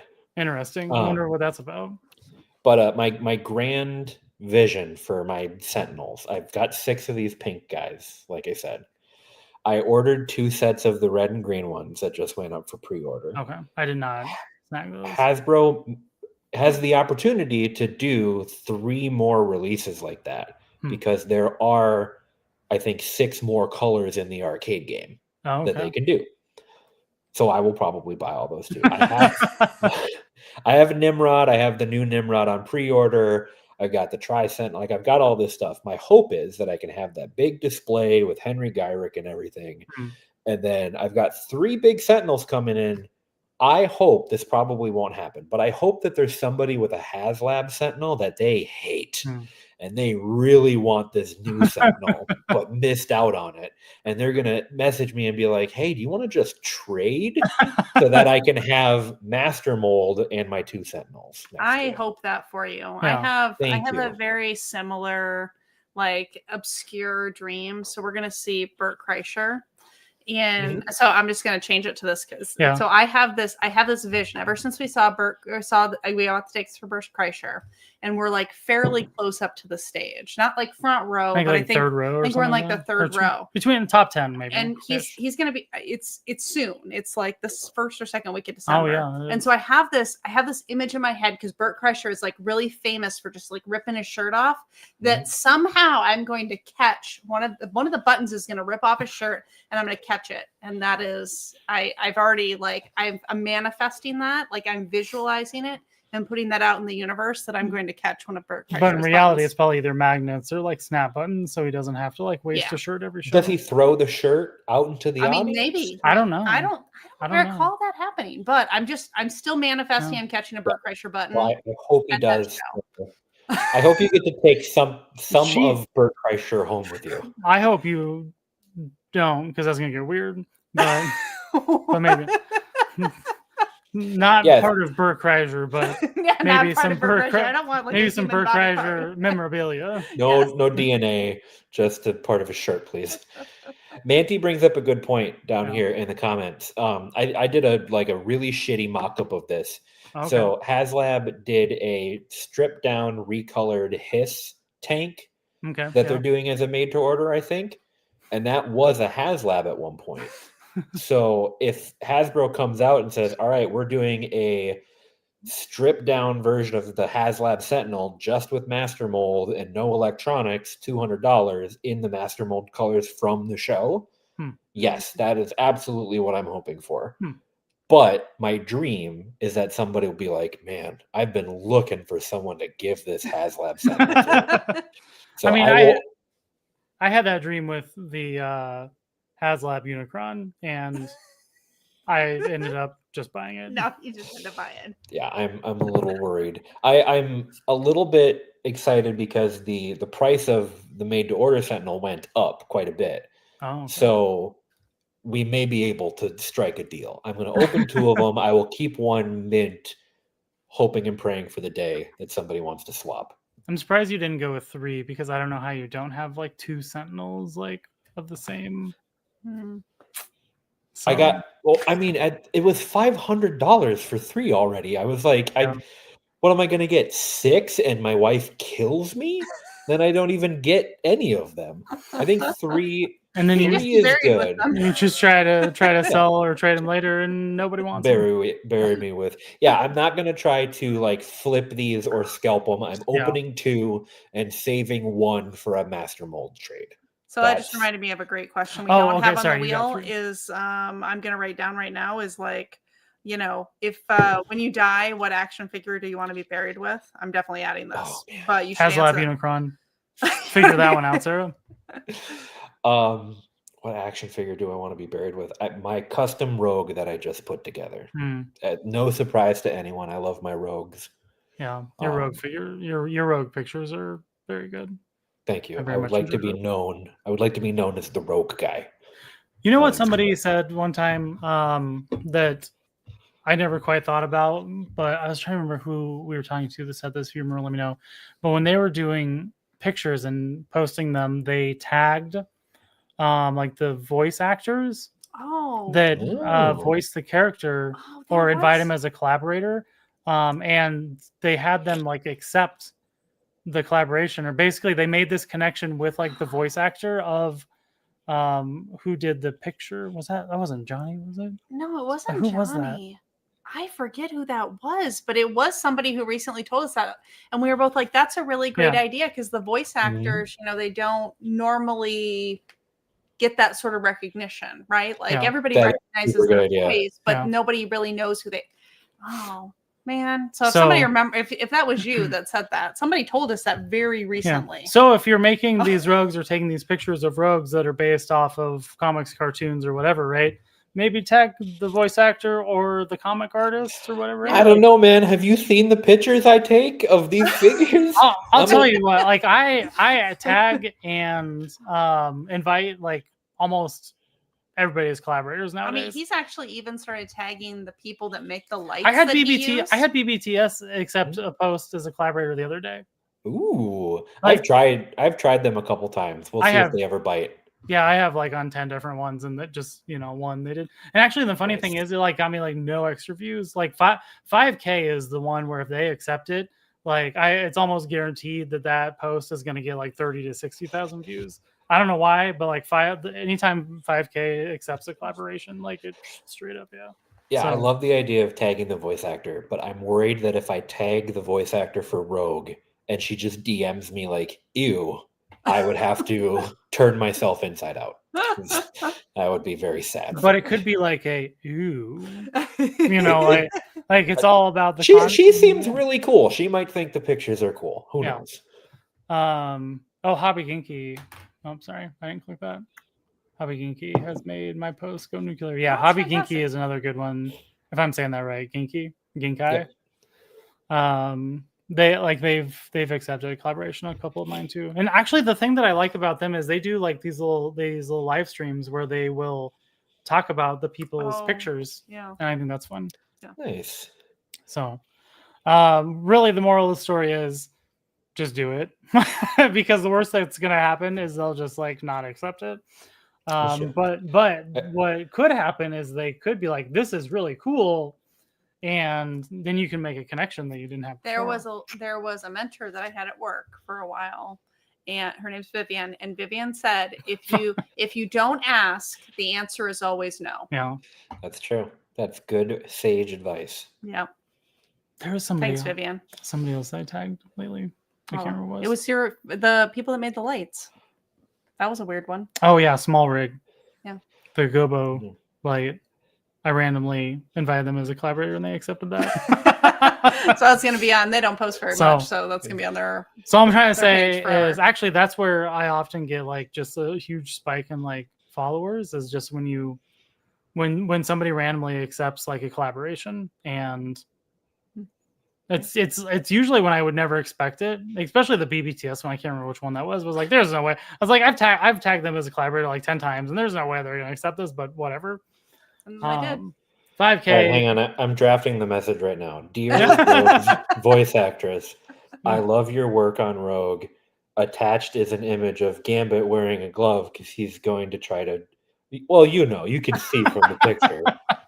Tell me what you think. Thanks. Perfect. It's perfect. Yeah. All right. I haven't like done anything with him, but I do still have Gambit with his glove from that photo shoot still here on my desk. Is that the Gambit from the 2-pack? No, this is a custom Gambit that I made. Okay. I'm embarrassed about the glove right now, so I'm just gonna just put it right back behind there. No, this is a custom that I made. This is the Damien Hellstrom body. Let's see it there. Now he's in Damien Hellstrom body with the Age of Apocalypse head. I have some soft goods shirt from Mecha Musume on Instagram. He's fantastic and makes really, really cool stuff. Guess who our guest is next week? Yeah, that's our guest next week. Oh, really? Amazing. Yeah, I'm so excited we're going to show off some really cool Mecha stuff that Mecha made for this one here. So he is so cool. He is the closest thing to an evil genius that I've ever met. Yeah. Like he has showed me some stuff that has made me like put my phone down and walk away from it. But at the same time, he's so masterful in his craft that I'm like, I'm here for it. I'm here for the weirdest things that he does because he does some very weird stuff. He does, and it's cool. Like I said to Becca, I have no opinion. Here's $100. You put in a box whatever would be $100. You free range, like whatever you think Rob would like, and he actually made some great stuff. Yeah, he made some clothing. So across the chest says bodies because like BOTTIES because that's what we're trying to brand as like our fans or whatever. It's like, yeah, you gotta do. No, he is fantastic. So he made this shirt don't know if you can see it really well there. It's the X-Men 97 Rockin' Creole shirt that he made for me. And then this little necklace and the legs and everything are from a G.I. Joe classified monkey wrench. Oh, okay. So they all just go right on there, and that's my casual Gambit. And then to go with them, I had to make a casual Rogue with some sneakers and that new basketball head that I love. I don't have basketball Gambit out here with me right now. So you did get the 2-pack. Like I just was wondering if you hate the Gambit as much as everybody else. No, dude, I've posted this 2-pack so much since I got it. It's actually my like figure of the year. Oh, okay. You don't care about like the app crunch. Well, because I put a soft goods jersey on him right away. Okay. So he looks amazing and he's so much fun. I wish that I had him out here because the jersey that I have is a custom from Mecha Musume as well. That says LeBeau on the back. Oh, okay. So he made that for me, and then I had like an X-Men training jersey that I got off of eBay at one point. So I went out and bought another starting lineup figure to put Cyclops' head on to make like Cyclops and Gambit, and I have a little Weapon X Wolverine that I put some red sneakers on. So I've got a 2-on-2 team of the basketball. Very cool scene, and like there's so much fun because when Hasbro puts out like a new version of a character, it's still the same character and you still do the same poses with it, right? You still do action poses or spicy poses or whatever you do. But this Gambit's the first character I've ever done basketball poses with. Like it totally tweaks your imagination in a completely different way. Because I never would have thought like, oh, I can do like fun sports stuff. I love doing casual, like slice of life style photography with like little miniature accessories. So to do like a fun basketball session, you get to do different, like I use the Space Jam music that I love for it. You just get to do a whole bunch of stuff that you normally wouldn't do with these figures. And then the bonus is that it's characters that you like. It's Gambit, it's Rogue. So the Gambit's fine, and then this Rogue head sculpt from it is the best Rogue head sculpt we've ever gotten. This is the one that lives on my definitive Rogue as well. I would buy a second one just for another one of these head sculpts. It's that good. So was not expecting it to be good at all. I figured the head sculpt on Rogue was either going to be great or awful. Oh yeah, there you go. Thanks for pulling that up. Yeah. That's the jersey that Mecha Musume made. And like I just love that Rogue has some soft goods. Yeah. Did she come with that? Yeah. Is that custom or does she come with that? Nope, she comes with that. That's exactly how that Rogue comes. The only thing I did with Gambit is put that tank top on him. And if you look a little bit after this post, I did a post of all of the basketball stuff together, my Cyclops and everything like that. And oh boy, there's my spicy stuff. Go up. It's up sooner. Up. Yep, skim right past that butt right there, and those 3 butts. Yeah, that one. Yeah. So yeah, was able to do Cyclops. He's just another. It's exactly the same body that Remy has. It's from a failed line that Hasbro did called Starting Lineup. Oh yeah. So you can get the figures for really cheap. I think I paid $12 for that figure. He comes with the basketball, comes with a stand, everything for it. Head's just sitting on there with blue tack. And then I actually had some extra sneakers from that line, so everybody got new sneakers. Yeah. When I first did these, that butt. Yeah, be careful. Careful when you have my Instagram up. But when I first did these shots, that Logan custom was barefoot because I could have sworn he was barefoot in that scene. But if you look it up in the show and in the comic that inspired it, he's got red sneakers on. So really happy to like do an accurate version of this. These are actually very, very good shots, by the way. Like they're really good action shots. I feel like they capture motion really well. Thank you. I appreciate that. I couldn't do that, by the way, just so you know. Like if I tried to set up 3 to 4 people, whatever, right? Like it would all fall apart. I feel like that last slide I kind of shoehorned in a little bit. I just wanted to show the figures off. No, it's good too. Like I mean, it's a good way to show them off. Yeah, it's all right. Rogue is just kind of leaning there. But no, I had so much fun with these, just picking them up and playing with them. There's something really fun about the yep, there we go. Get taken right off of YouTube. I don't know if you can show toy butts on YouTube. I don't know. But guess we'll find out. Yeah, that was really, really fun set. I really like those figures. Didn't think I was going to. This one here that you posted the other day, I like this one a lot too. I haven't opened my 2-pack here, but this makes me really want to get into it. I thought this was a lot of fun. Yeah, this one here particularly, I really liked. It was good. Thank you. Yeah, I heard somebody talk about the Blue Venom and the Carnage online the other day, and I was like, yeah, those two would look really cool together. Blue Venom, like I have a soft spot in my heart for Marvel vs. Capcom. I love that game. Yeah. Played it a lot as a kid, played it in the arcades. So the whole Gamerverse thing was insane for me. I had to get everything. But of all of the figures, I feel like that Venom is the one that I needed the least. So cool. I mean, I'd agree. Like I have a ton of Venoms. You do have a ton and of Venoms. Venoms. And I'm trying to prune down. By the way, Raphael is my favorite turtle. So like I was all in on this one, by the way. So thank you. Job, a little bit of a sad story on these Super 7 figures. I ordered them all. They were all really deeply discounted on Amazon, so I bought them all as a pack.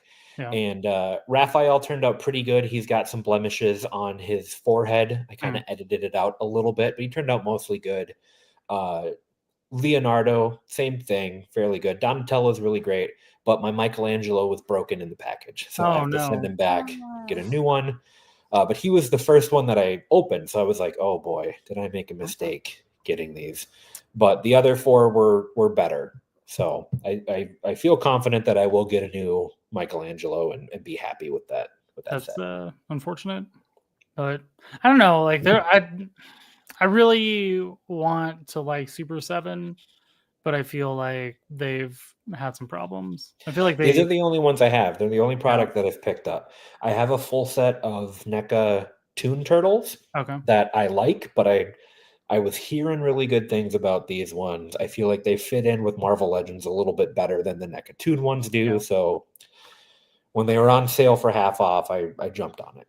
Because if I had bought these for $55, I would have been super disappointed. Yeah. That's what that's what I feel like the Super 7, from what I've heard, and this is like what's kind of prevented me from jumping into them, is like they're just not the quality that you would expect, I guess. To me, they seem like the quality is right on line with like NECA, right? Where like they should be better.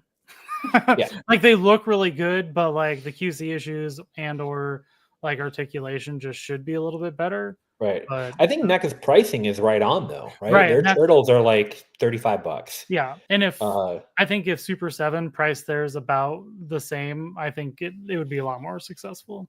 But yeah. $50 is a hard sell. These new ones, they have new articulation, they feel good. But it's just some joints are really tight and some joints are really loose, and it makes the whole figure feel really weird. And you don't want to you feel like you're gonna break it every time you move it a little bit.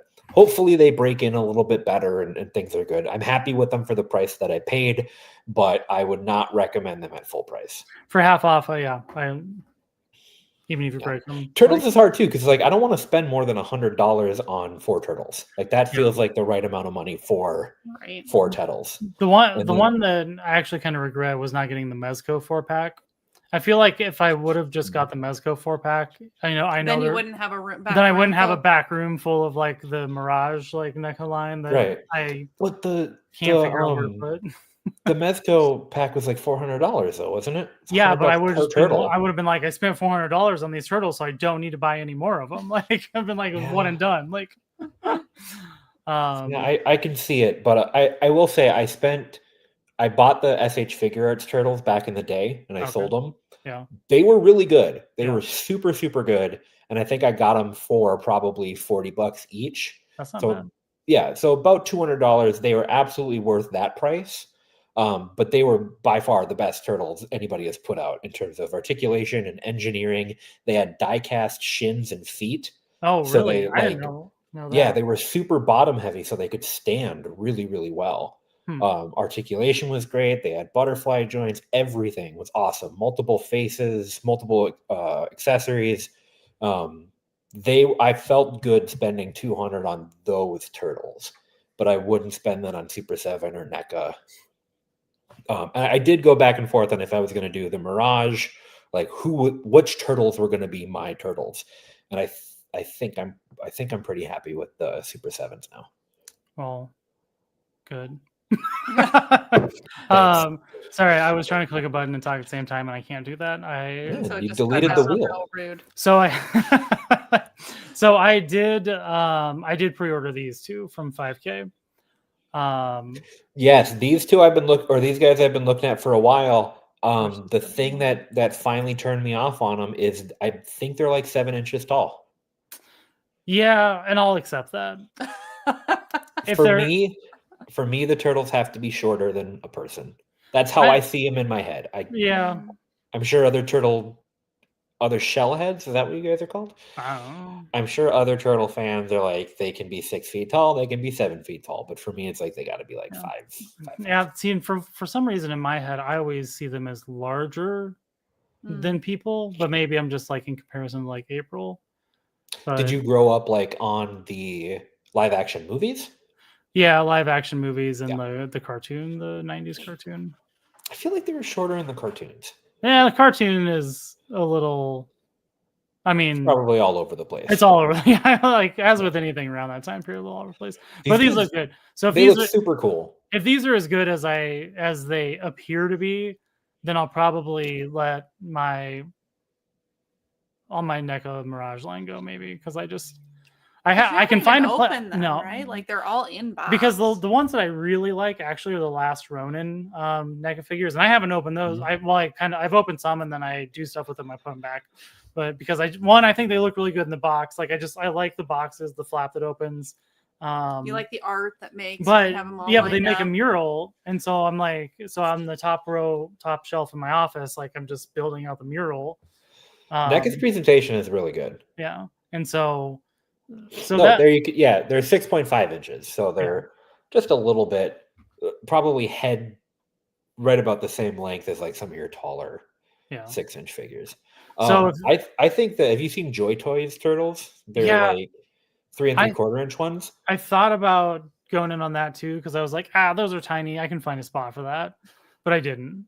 I went with if those were 1/12 scale, those would have been my turtles because I love the turtles that they did. Yeah. I love the Casey and the April that they did. Finding a good April is that's what I want now. Yeah, I want to get a good Casey and a good April to go with my turtles. But I think these are officially licensed, so I'll be curious to see if this continues on. Like if they made a Shredder, like some Foot Soldiers, an April and a Splinter, Casey too, maybe. Like I'd snatch them up if these are good, right? And probably call it good with like all the other nonsense I'm trying to collect turtle wise. I got to see a little bit. I'm starting to see people get them. I got to see just a couple more shots of them, like with Marvel Legends. Yeah. Because even if I fudge the height thing, they're so realistic looking. Yeah. They're very textured and veiny, and most of the stuff I collect kind of needs to fit in with my Marvel Legends because it's my biggest collection that I have. I just like textured, veiny things. So. I just don't know about that with the turtle. All right, next question. Big next veiny turtle. Next question. No, I forgot that I pre-ordered those till the other day. I was like, oh yeah, I wonder when those are gonna actually. Yeah. Which fictional character do you secretly think would be your mortal enemy? My mortal enemy. Interesting. I try not to make enemies. I try to be friendly. Who do I think that will Batman, despite my best efforts, would hate me and want to kill me? I know I wouldn't get along with Batman at all. Batman? Why would you say that? Why wouldn't you get along with Batman? Because he irritates me. Nobody gets I'm not the guest here, so we'll circle back to me. Who's going to be my mortal enemy? Watching very different turtles. Jack thought we're often watching very different things. You don't like the veiny turtles? Who would be my mortal enemy? See, I think that you, Rob, you jumped into who don't I like. and therefore who wouldn't like me? Who am I'm I trying gonna to think about. like Yeah, I'm trying to think like who would actually want me dead? Mortal enemy, right? That's what that means. Who would want me dead? It's more like who would I end up creating as my mortal enemy just because like we wouldn't mesh. I'm gonna say Gambit just because he would not like the stuff I've done with my I road like that. figures. It's like, yeah, like I know you're married and all, but I'm just still gonna continue to take these pictures of your wife. Yeah, I don't think anybody would enjoy that if I like, hey, I have a toy of your wife and look at the pictures I take of her. I think that would make a mortal enemy out of anybody. Oh. So I would, for me, and then you can explain why Batman, because I'm very curious about this. Mine is for me it would be Makima from Chainsaw Man. Oh yeah. Like I am still upset the power is dead. Not over it. Not over Big it at spoiler. all. I cannot. Spoiler Sorry. right there. Whatever. If you haven't read it, you haven't watched it. Sorry. If you're that far behind. Yeah, get together. It hasn't happened in the anime yet, though. Well, it has happened in the books. Oh, that's right. Oh shoot. Sorry. I shouldn't have said that. So anyway. Wait. Hasn't it? Oh no. Oh they no, haven't. it hasn't. Okay. Well, whatever. I'm not over it. Like I Oh, hate sorry, Makima. everybody. Sorry. And I've not been able to move forward really with Chainsaw Man ever since that happened. So. Okay, so it happened like 4 years ago in the anime, in the manga. Like that's yes. No, I agree that the more I learn about Makima, the more hate her. My issue is my wife doesn't like Chainsaw Man. I've tried several times to watch it with her, and she doesn't like it. So I keep pushing. It, and it took me a sec. And I was like, she's gonna love this. And so I had to stop watching it. And then four episodes in is when she got hooked. So has your wife made it 4 in? Yes. We were watching it as it came out, and then we kind of fell off it. Now I'm trying to get her through the compilation movies. Okay. That's a little bit easier to swallow. And I've heard that the compilation movies are better than the anime. Because pacing is better, the voice acting has all been redone. I mean, yeah, dude, Gurren Lagann, don't get me started. One of my favorite anime of all time. I don't know any of those words right there. Yeah, those don't seem like real words. Well, Jackpot sent me some messages, so I know what you're talking about. Yeah. You like robots, you'd like Gurren Lagann. That's all we're gonna say. Watch it. Okay. But with Chainsaw Man, Sarah, maybe you can speak to this a little bit. I feel like the reason my wife didn't like it is the same reason that she doesn't like Fooly Cooly, which I think is my favorite anime ever. Don't know because Chainsaw Man and Fooly Cooly both speak to a very misguided male coming of age experience, right? Like Denji's whole thing is that he hasn't had a child. What'd you say? He just wants to touch boobs. Yes, Denji's whole thing is he didn't have a childhood. Yeah. He doesn't know any better. He just thinks like, what do I like? He's young. He's got hormones. He's like, what do I want? I don't know. I'm being fed food for the first time. My life is incredible. What don't I have? What would you get the man who has everything is what Denji thinks. But he's so stunted that he's like, well, of course, breasts. Like I have to touch one. Yeah. And my wife can't get past that because it is like, it just seems so dumb, right? It seems dumb to me, like right now, but also the 12-year-old version of me watching the show is like, hell yeah, boobies, right?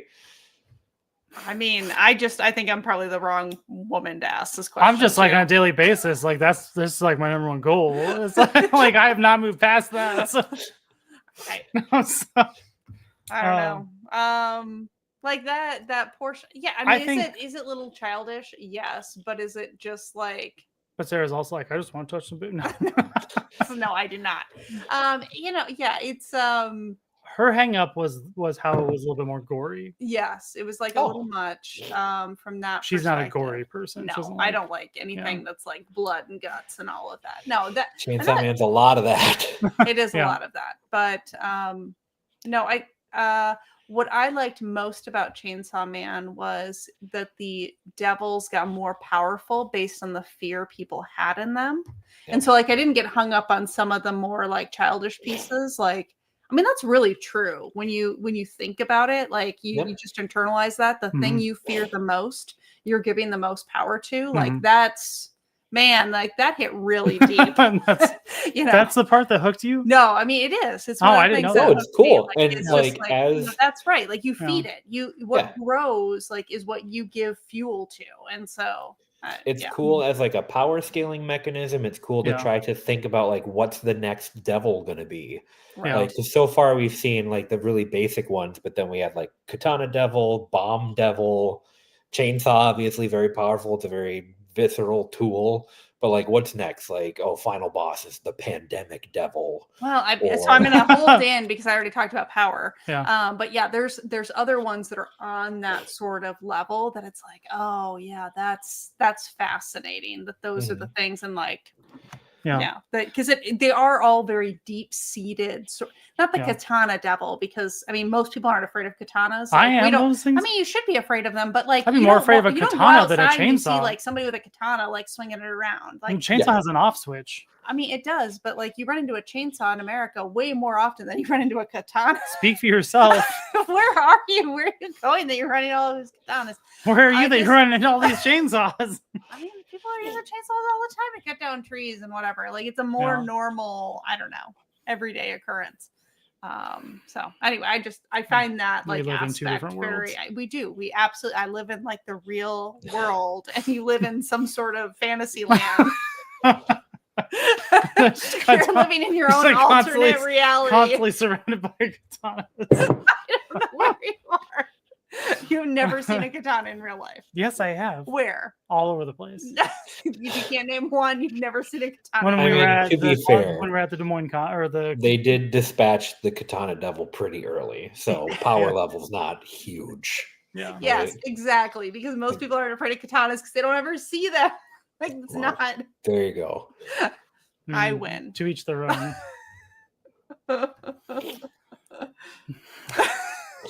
All right, To each their own. I'm just like, let's get that wheel back. Yeah. What do we got next? oh yeah, mine's Batman because I think he's dumb. Oh. Sure. So if you met him, you'd be like, "Hey, Batman, I think you're dumb," and then he would kill you. Well, he has a no kill rule. I don't think he can be anyone's mortal enemy. I mean, actually, that's kind of true if you think about it. I mean, yeah, whatever. We'll pretend.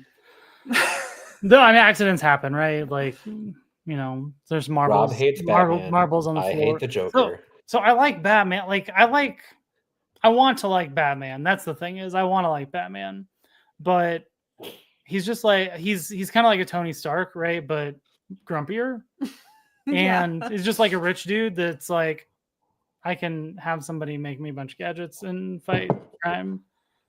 And my parents died. That's sad. See, we're not going to get into it on this episode, but I think Sarah and I will have our own episode where we talk at length about viewing Batman and the Joker through a queer lens. And we can explore that together for hours. It's hard to say. So I don't know. I mean, Batman's okay. I just like there's just something about like rich dudes that can make their own gadgets and fight crime. That's just jealousy speaking. I mean, maybe. That's how you make enemies. You know, like you're jealous, and then it turns into deep-seated hate, and then you're trying to poison them, and you know, like it just goes on from there. Oh boy, would you rather? Would you rather be forced to sell your entire collection or only acquire new items through trade? So if I sell my collection, can I then buy new stuff? Yes. Okay. Then yeah, I would rather sell everything that I have and then be able to buy new stuff with that money than to like trade my stuff away for new stuff, if that makes sense. But wait, we were just talking about trading a Sentinel for no, right in that situation, because and I'm gonna like I win in that situation, right? Like it's more beneficial for me. But for me, I'm the type of person who has experimented with his collection a lot over the years, and I have a lot of stuff that I've outgrown, or my likes and my interests have changed, right? So if I could sell everything and then start like anew, I would do that. Yeah. Because I have a much better idea of what makes me happy right now and what I can like. If I had to sell my collection and rebuy 20% of it, I would be happy with that. Yeah. right? There's also some financial stability that comes with selling it, where I could divert half the funds to other things, right? Like if I could sell my whole collection and then like fix my shed outside to then move my stuff into and have a display, I would gladly trade half of my collection away for that, right? I may feel differently about this question if I had all my stuff set up. In my previous house, I had a room with everything. I had glass display cases and lighting. I had everything kind of set up like what you have. And that was like my happy place. I would go in there and like recharge for the day, right? If I can't find Rob, he's down here. I'm usually just like standing right here, just like looking. Right. No, and you totally get it, right? I'm sure you feel the same way. Like if I had a long day at work, sometimes I would just come home, go into my room, and then just sit and look at my stuff and feel better. Yeah. Right? 10 minutes of just looking at my stuff, and then I'd be ready to go again. I don't have that anymore, and I can feel it. I can feel that I don't have that outlet. So now, like, that's why my photography has become such a focus, because it's the only way that I can actually participate in my collection. All of my stuff is in tubs waiting to be like pulled out and posed and taken photos of and then put back. So until I can get my display up, like this question, if I had my whole room, I might be like, nah, dude, I ain't getting rid of any of this. This is my happy. Like, this is my collection. But I feel a little separated from it because I don't have it on display. Yeah. Yeah. I get that. Yeah. And I kind of go back and forth and struggle with that a little bit myself sometimes too, because like I have my Transformers down here, but up in my office is where I do like photography, and I have a lot of stuff that's like backlogged in box, and that's frustrating. Yes, I don't like to go in your office. We talk about this a lot, and it's too much. Like the other day, like I was like, okay, I'm gonna rearrange things because it's like I had all my model kits that I'm never gonna get to. Never. Like I have every Transformers Flame Toys model kit. You should probably. And I've put together 1, 2, 3, 4, 5, 6, 7 of them. We like to think we're going to do them during the winter months. So you can't go outside. We'll just sit at the kitchen table. We'll do model kits. Inevitably, we come up with all kinds of other activities that. Yeah. So anyway, it was taking up like, I don't know, 2/3 of like the shelf in my closet. And so then like I brought them all down here and put them on a shelf in the back room. Yeah. And so, and that was like what, 2 weeks ago? That's 3 weeks ago? That back room is getting so terrible. And no, it's getting better because I've sold like stuff. But anyway. So I still have a stepladder in my office, like where I'm rearranging things, and it's just still sitting there because, like, I don't know, it sucks, but like, it's hard. It's slow progress. It's always one thing or another. But so anyway, yeah, I feel you. It's rough, like not having your stuff out, like displayed the way you want it. We're getting there though. Yeah. I have a nice shed that's been kind of redone. I would guess it needs maybe a couple $1,000s put into it for like redoing the electrical and stuff and just cleaning it out. I have a bunch of stuff in there that I need to sell, but then it's ready. So hopefully by this time next year, everything is out there, and you'll know on my Instagram when it's all out there, because I'll be posting a lot of pictures of my shelves and stuff. I do really like the idea of having like a self-contained structure, I guess, right? Like for the stuff is neat. like that would be a lot of fun to have that. So that's cool. That's your really collection is too big for that. Our yard would never be able to accommodate. For me, it's a necessity, right? I don't have an extra room. We have 3 bedrooms and I have 2 kids. Yeah. So I mean, you could always get rid of a child, but I'm just saying. I have brought up the idea of moving them into one room together for a couple of years. They're young, right? They'll love it. Yeah. My wife is not budging on this. So, like, do we really need to? Like, I mean, I think if we got rid of this one, we can make a lot of money off of it. Maybe Rob, we could trade it for a Sentinel. we were talking a little bit earlier about your kind of desire for your Transformers photography to do a little bit better. Yeah. My suggestion would be do more collection-based stuff. Yeah. Because that is a huge asset that you have that not everybody else does. Yeah. Like you can do like Shelfie Saturday or something and just post a shelf, like one each. Or you have all your stuff really neatly organized by mold, character, all this kind of stuff, right? I mean, here. What you can't see is over here. The chaos is that way. I've got like 20 things over here that need to be unboxed, and like I've been like, so the thing is, I'm trying to reorganize. Man, I keep trying to get somebody who's like really a Transformers aficionado. Yeah, Jackpot, what are you doing this To be weekend? because no, Jackpot doesn't count because he's just like put it all together. It doesn't matter. Because the way I started, it was Autobots on this side, Decepticons on this side, right? And like it made sense when it was just like the War for Cybertron line. But then it's like we've now went past that, right? And so I've been trying to figure out how to rearrange and organize things so they make sense to give space for other stuff. And so it's like I just keep shuffling stuff around and like stuff like just very slowly comes out of boxes. So anyway, thank you for the part for what you think is a compliment, but you just can't you can't see the rest of it. And so like doing like shelf displays. That's actually a good idea though. I like that. And team displays too. Like one thing that I love is when people post combinations of figures, because when I see like if I see a post that has 5 figures and I have 4 of them, I'm like, ooh, I really should get that 5th one to complete this team, right? And you've sent me some of your shelves before where it's like, here's every version of this mold. Yeah, like that's a really cool shelf idea. Yeah, I do like that. That's fun. That's a fun idea. I never thought about that. Yeah. Doing. I will absolutely support that sort of stuff because again, it's an asset that you have that not a lot of people do. You can do the Lambros. Yeah, you could. Oh, Lambros. That's good. Because they're all the Lamborghini. Did you just come up with that? Or no, is that that's what they kind of Okay, I didn't know that.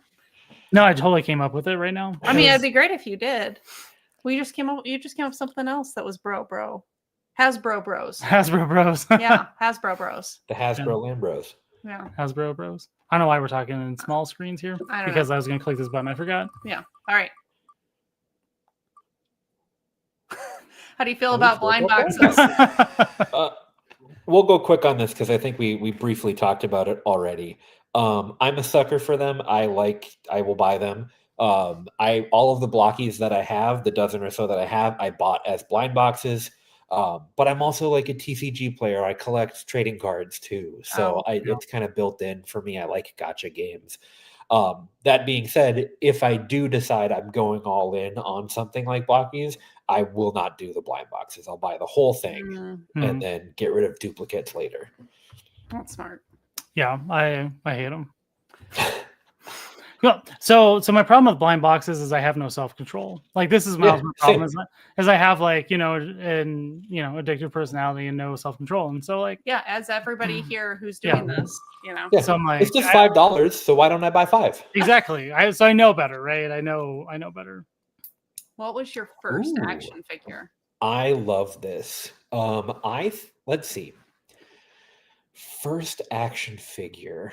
I'm going to go out on a limb and say it was probably one of the original Toy Biz Marvel Legends. That's when I got started collecting figures. I'm 32, so these would have come out when I was in my early teens, right? I was not around for the original like Hasbro 5-inch like Marvel figures or anything like that. But I was there when Marvel Legends first came out. So I would think my first figure may actually have been that like Series 1 Captain America. I remember the first Marvel Legends that I had was Captain America, Hulk, Human Torch, Thing, and then I want to say Namor was right in there. And I'm pretty sure all of those would have been like Series 1 or 2. So I got in on the ground level. I collected almost everything up until like Series 7. And then a little bit more here and there. I got all 3 of the Build-A-Figures, the Galactus, the Sentinel, and the Giant Man. And Apocalypse, so 4 of them. And then Hasbro bought them, and the first like 2 waves of Hasbro's Marvel Legends fucking sucked. And I was out. That was it for me. Yeah. I was done with Marvel Legends. I sold all of my original Toy Biz stuff when I went to college, and then have rebuilt my Marvel Legends collections over the last probably 5 years. I think it was pandemic that kind of got me back into it. But those probably would have been, same back there.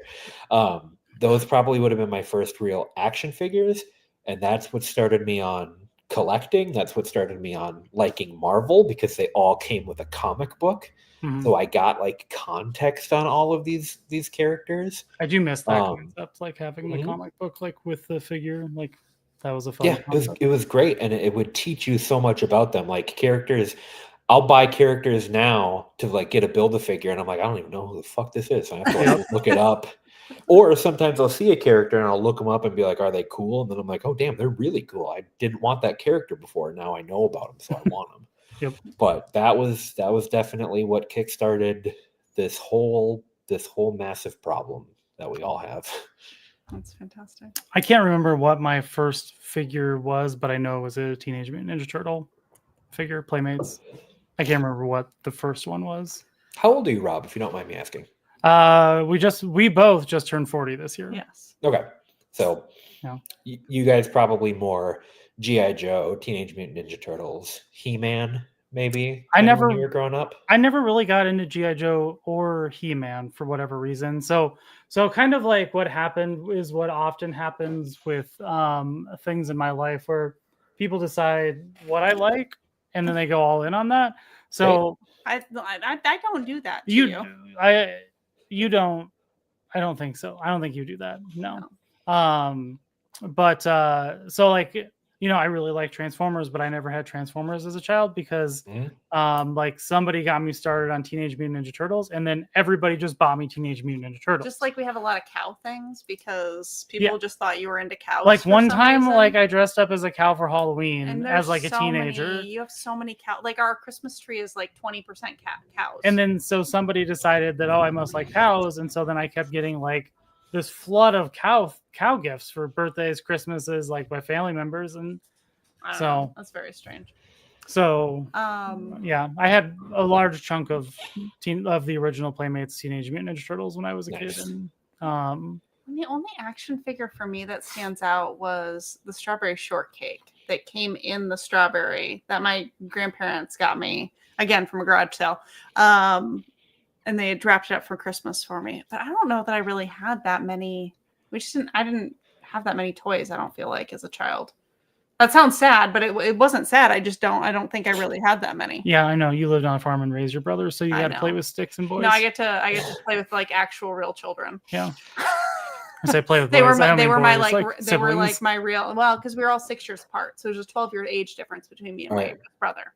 And so like I instead of having like dolls, which I did have dolls, but like I had like actual babies in the house that I was like, helping take care of. Yeah.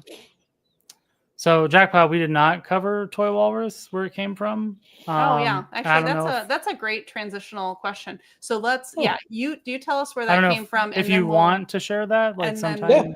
Then we'll jump into the concluding part, which is my conspiracy theory. Sure.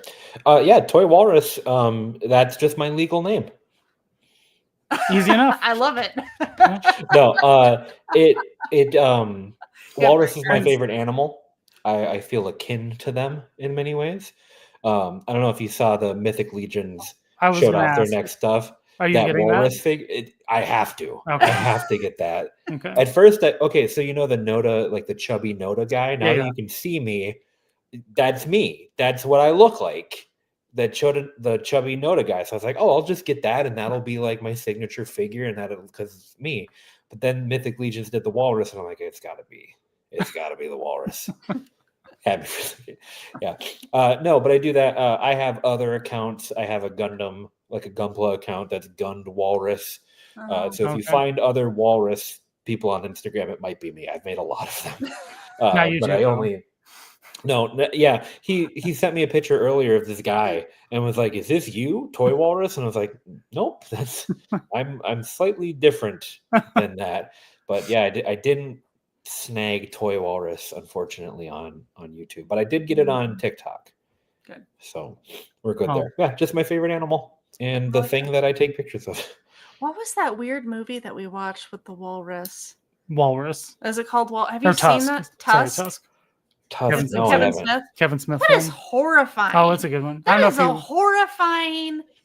I mean, like the movie is good. I'm not going to spoil it, but like you should just watch Tusk. And like I'm still very disturbed. I would say it's kind of a horror movie. I don't know if are you familiar with Kevin Smith and Like the Jay and Silent Jay and Bob. Silent Yeah, Bob. yep. Like stuff, yeah. Yep. Oh yeah, it's one of his films, but it's not, the That's real typical weird. stoner film, right? It's real off the Um, rails. Have good. you guys seen 51st Dates? Adam Yeah. Sandler movie. Yeah. Yes. So that weirdly was one of my favorite movies growing up. Like Okay. as a teenager, I thought it was fantastic. Yeah. A lot of walruses in that movie. Yeah, yeah. Okay, And- you know how that movie overall had a happy ending, like an Yeah. uplifting? This is Yeah. this is not how you're gonna feel after you watch Tusk. All right. Well, hopefully nothing bad happens to the walruses in it. Yeah, I mean, at the end, you will be like, man, Huh.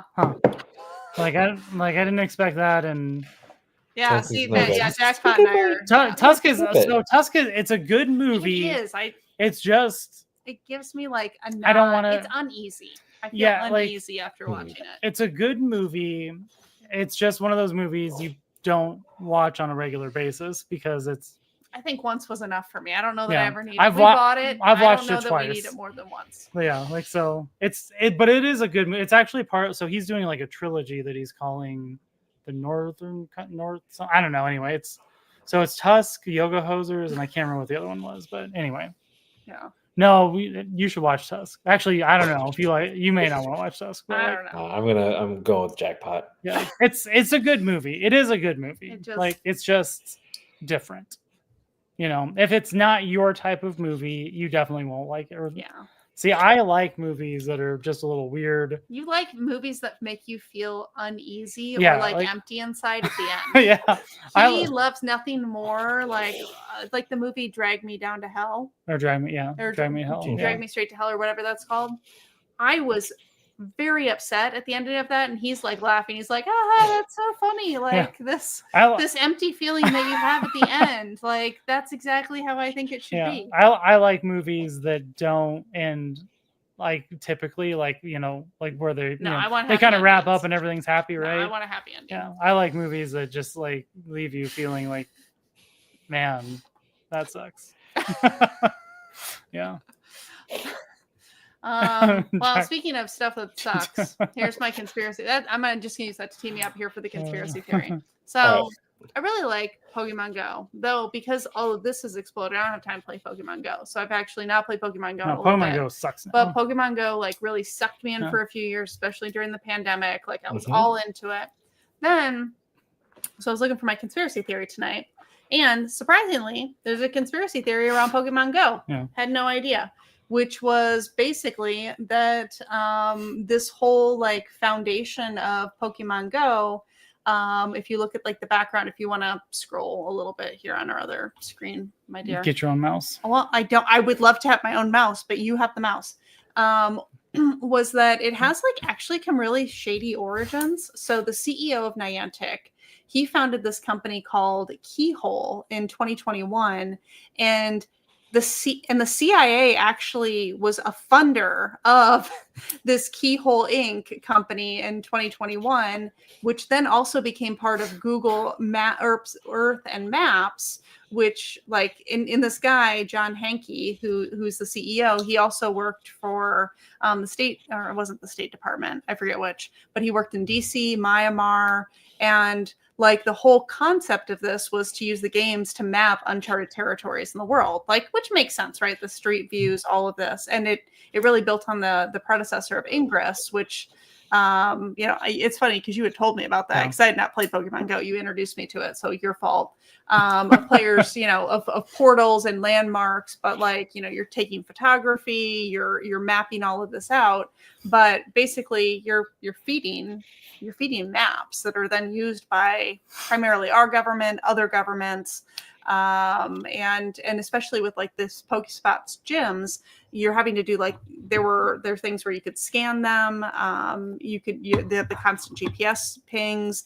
Like I guess we're actually I didn't notice this when I was playing it, but a lot of Pokestops are in like more obscure areas to try and get people to like map the area and take pictures of it and to do the GPS locations.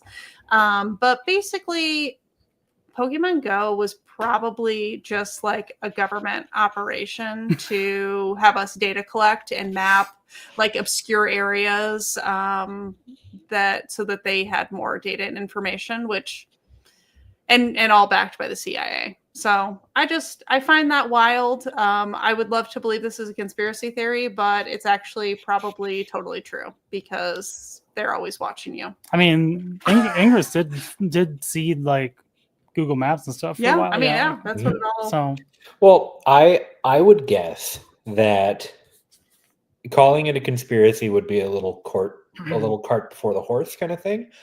I would think that their purpose was not to like create these maps. I think that Ingress may have had like, hey, we're doing this. It's a map building thing. It's also game. We're gamifying it so that you get back and forth.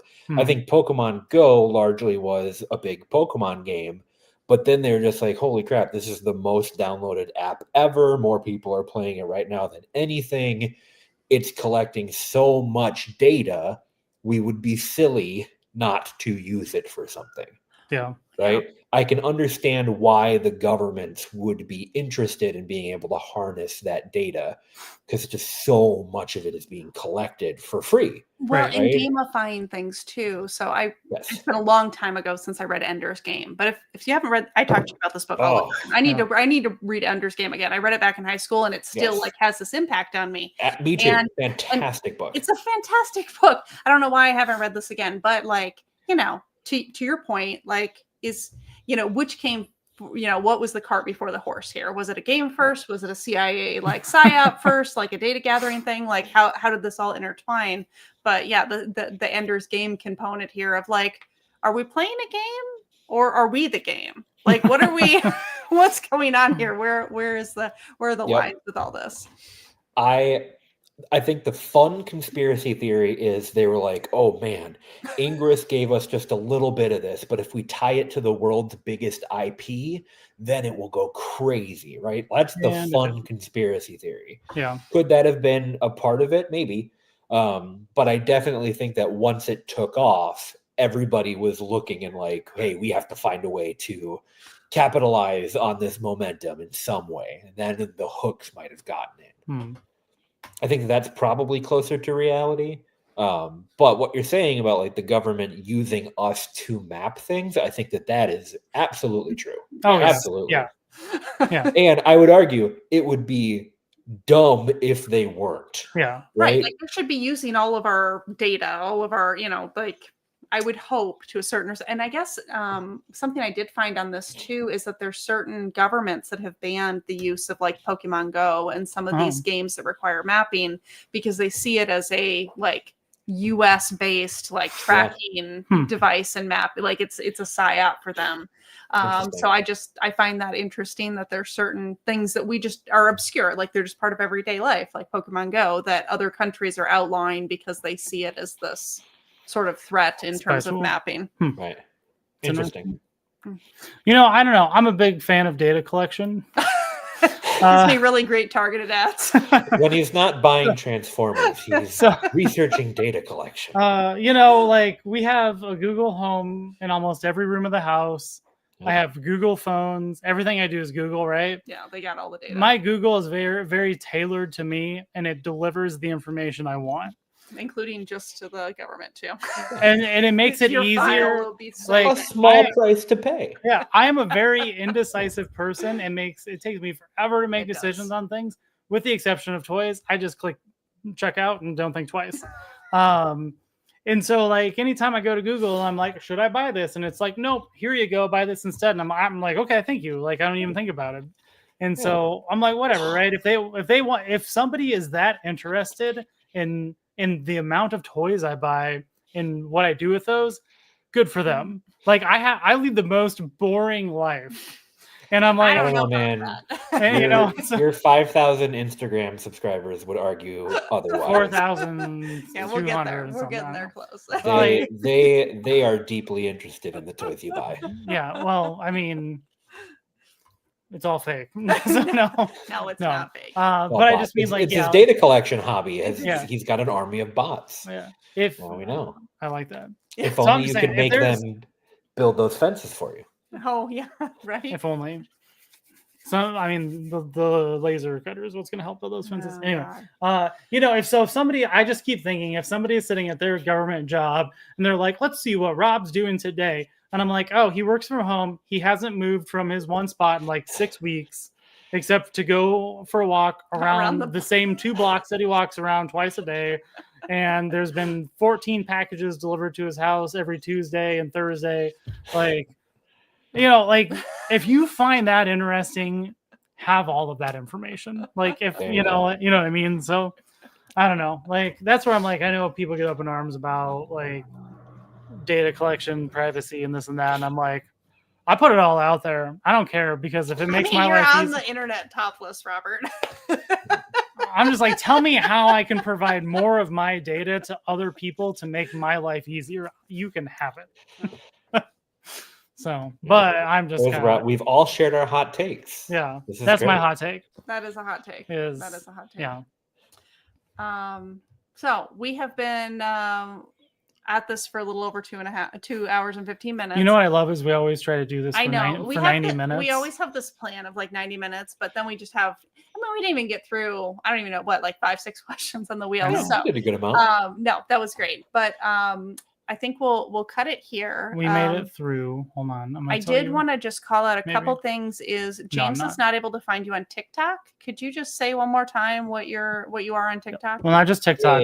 And all the socials. Yeah. So. How can people find you? Yes. I'll do my plug for everything. Yes. On Instagram, I'm Toywalrus at Toywalrus, all one word, like I have it right here.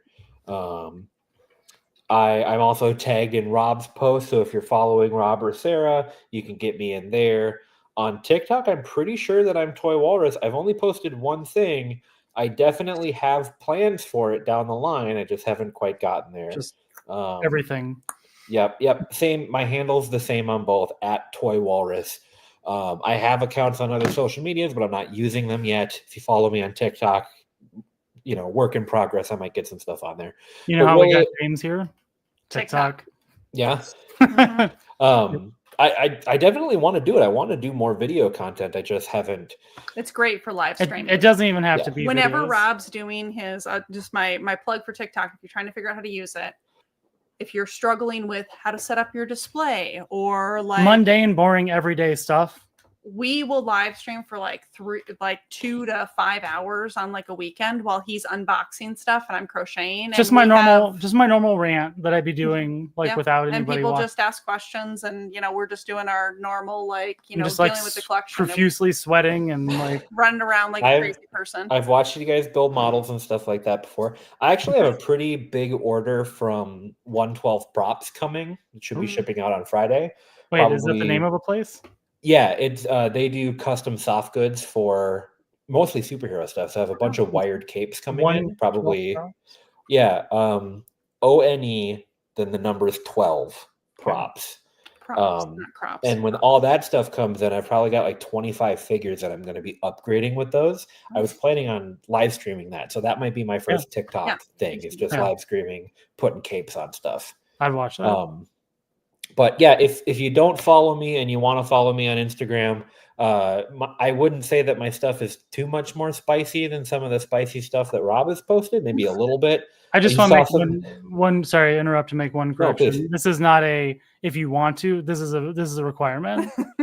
Must go follow me. Yeah, must follow. Okay. I appreciate that. You saw a couple butts on my. That's about as far as I go with things. I try to do a good combination of both. My spicy stuff is my most popular, but I post lots of fun Marvel things, and I don't try to be like degenerate with my spicy stuff. I try to keep it either classy or funny. The spicier it is, the more of a funny payoff it has to have. Yep. Like, Rob, I don't know if you can pull up the Mary Jane and Spider-Man one that I did. I have 2 posts that broke 1,000 likes. They both have over 1,500 likes. They're my first posts.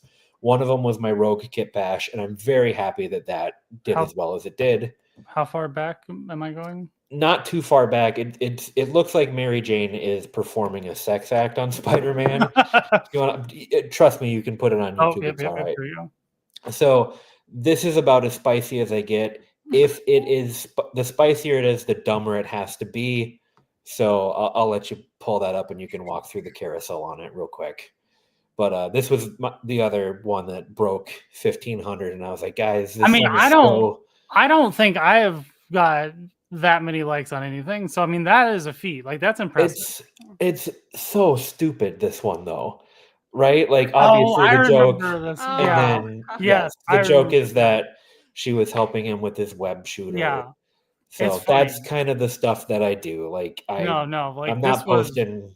very funny. Thank you. So if you like funny, if you like a little spice, if you like some action stuff, please follow me. I'm really communicative with the community. I like talking to people. I chat with people. I do collabs. So feel free. The reaction gifs on this post are fantastic. I actually kind of forgot about this one. When I showed up my feed, I was like, oh, that's right on brand. And then I was like, oh, yep, here we go. And I was like, aha, you got me.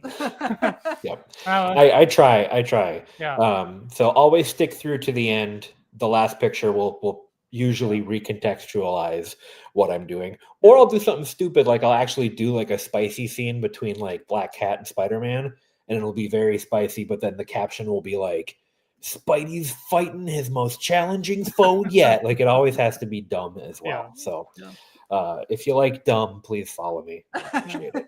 And if you don't like dumb, follow them anyway. Yeah. Get it together. I try to get artsy sometimes. There's some art. You have a lot of good stuff. Like that's one thing I think I like about a lot of your pictures is that it's a good mix. Like it kind of shows. So I'm gonna try to word this carefully here.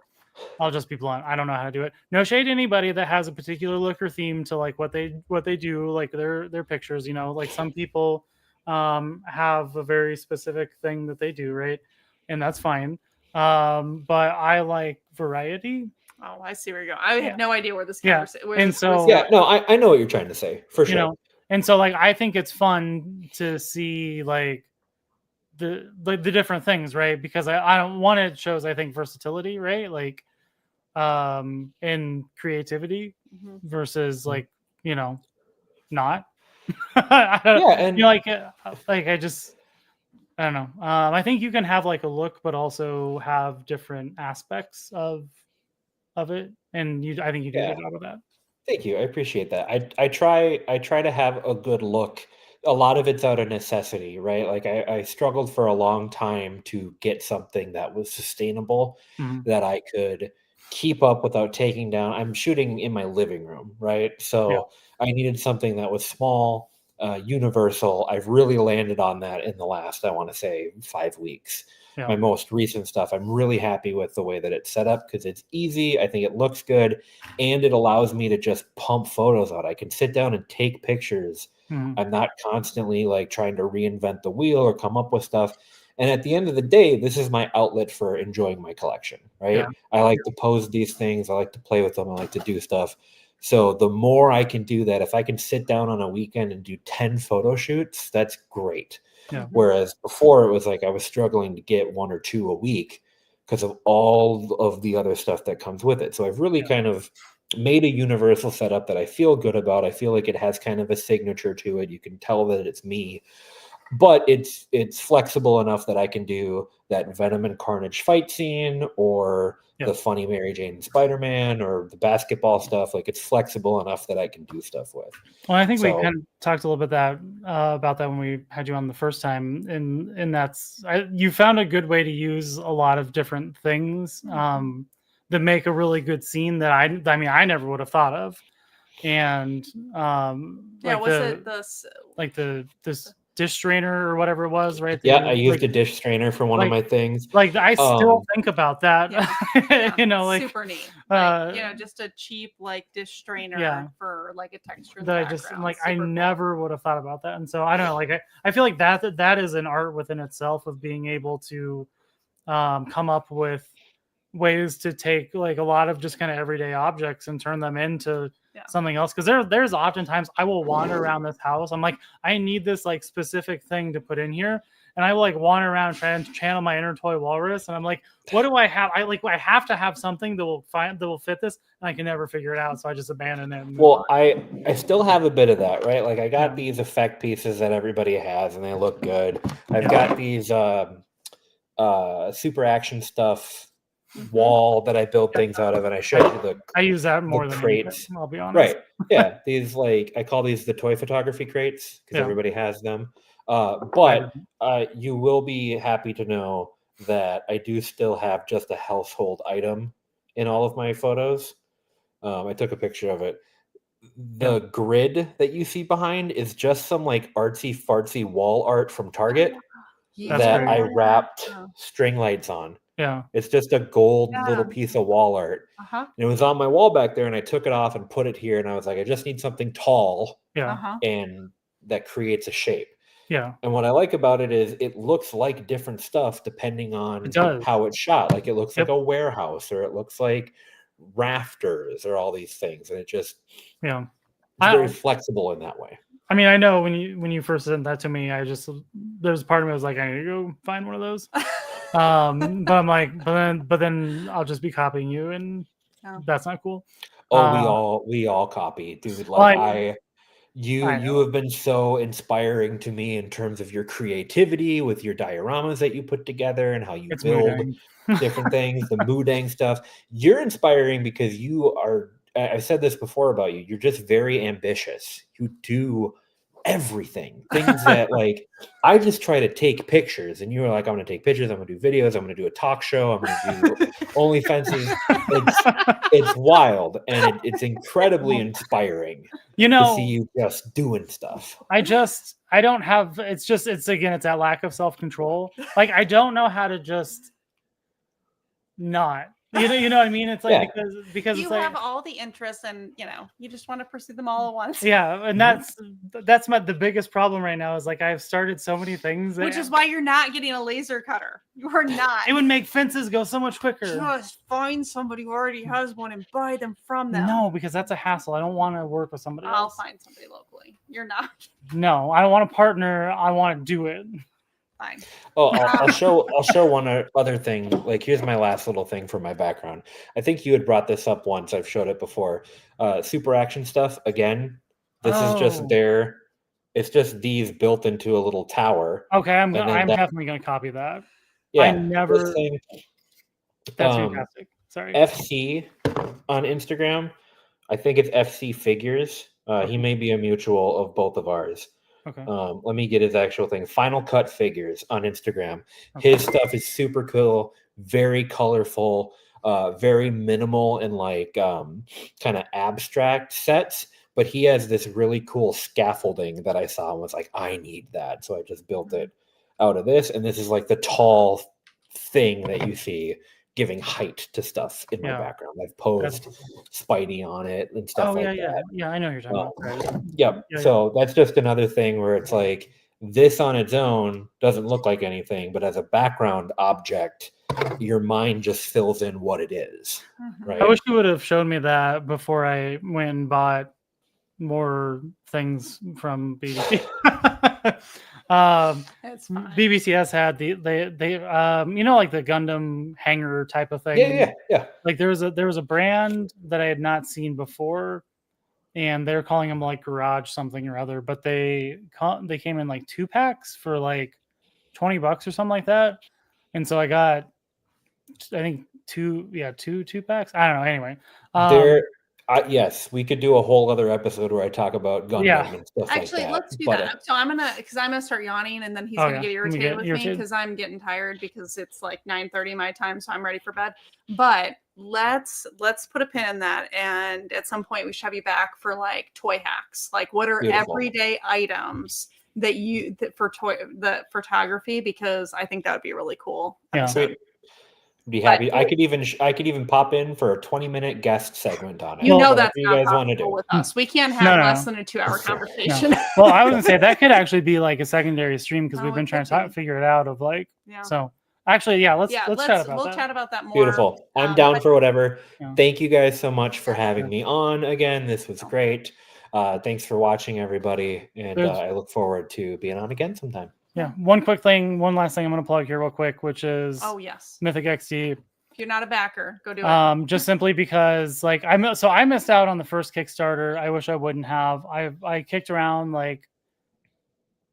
getting the stuff from BBTS for a long time, and I had it in my cart forever. But like I put in so much stuff that was like $600, and I'm like, this is too much. I can't do it. I'm the same. Because like and so then they all sold out, right? Well, so then I didn't know that he was going to do another Kickstarter, and this one's cool because it's castle themed, but it integrates with the other stuff, right? And here we go. So if you have the other stuff, it integrates, but he's also doing another color version of this, which is like a tan. You can kind of see it here. And so like I've picked up I added a few of these in. And so I had nothing from this, just like this is not a paid promotion or by any means. This is just a thing. No one pays us for anything. Yeah. We just pay other people I just like to pitch the things that I do the same thing with the super action stuff, right? Like I talk about his stuff all the time, like especially we should have him on. Why don't we have I'm gonna write that to our list. Weapon rack, because I'm like, it's more than a weapon rack. Like I never use it as a weapon rack. Same. Anything but a weapon rack. Yeah. But so just my final pitch for this here, like if you're interested in backing it, there's only like 2 days, like it ends Friday, right? And it's already funded. And so like it's only uphill from here. To maybe get stretch goals or whatever, right? So if you're waffling, like we're about at the end. So it's like if you want free stuff, like now's the time. So anyway. Thank you all though for joining. Thank you, Toywalrus. It was great talking to you again. Make sure everybody goes follows him. Yep. Hope everybody has a nice evening. Follow us too. Like our stuff, like share it. We always forget to say that. Oh yeah, like this video, share it, do the stuff. If you enjoy this, tell your friends. If you don't enjoy it, I don't care. Tell your friends anyway. If you have feedback, give us feedback. If you don't want to give feedback, feedback's a gift. Tell your friends. You can be like, hey, you guys suck. That's still a gift. Yeah. We would like to know that. So, all right. I really don't want to argue about my Heath Ledger takes. So just save those DMs. Yeah. I love it. So, thanks everyone. Has a nice week. Bye, guys. We'll talk to you later. Bye.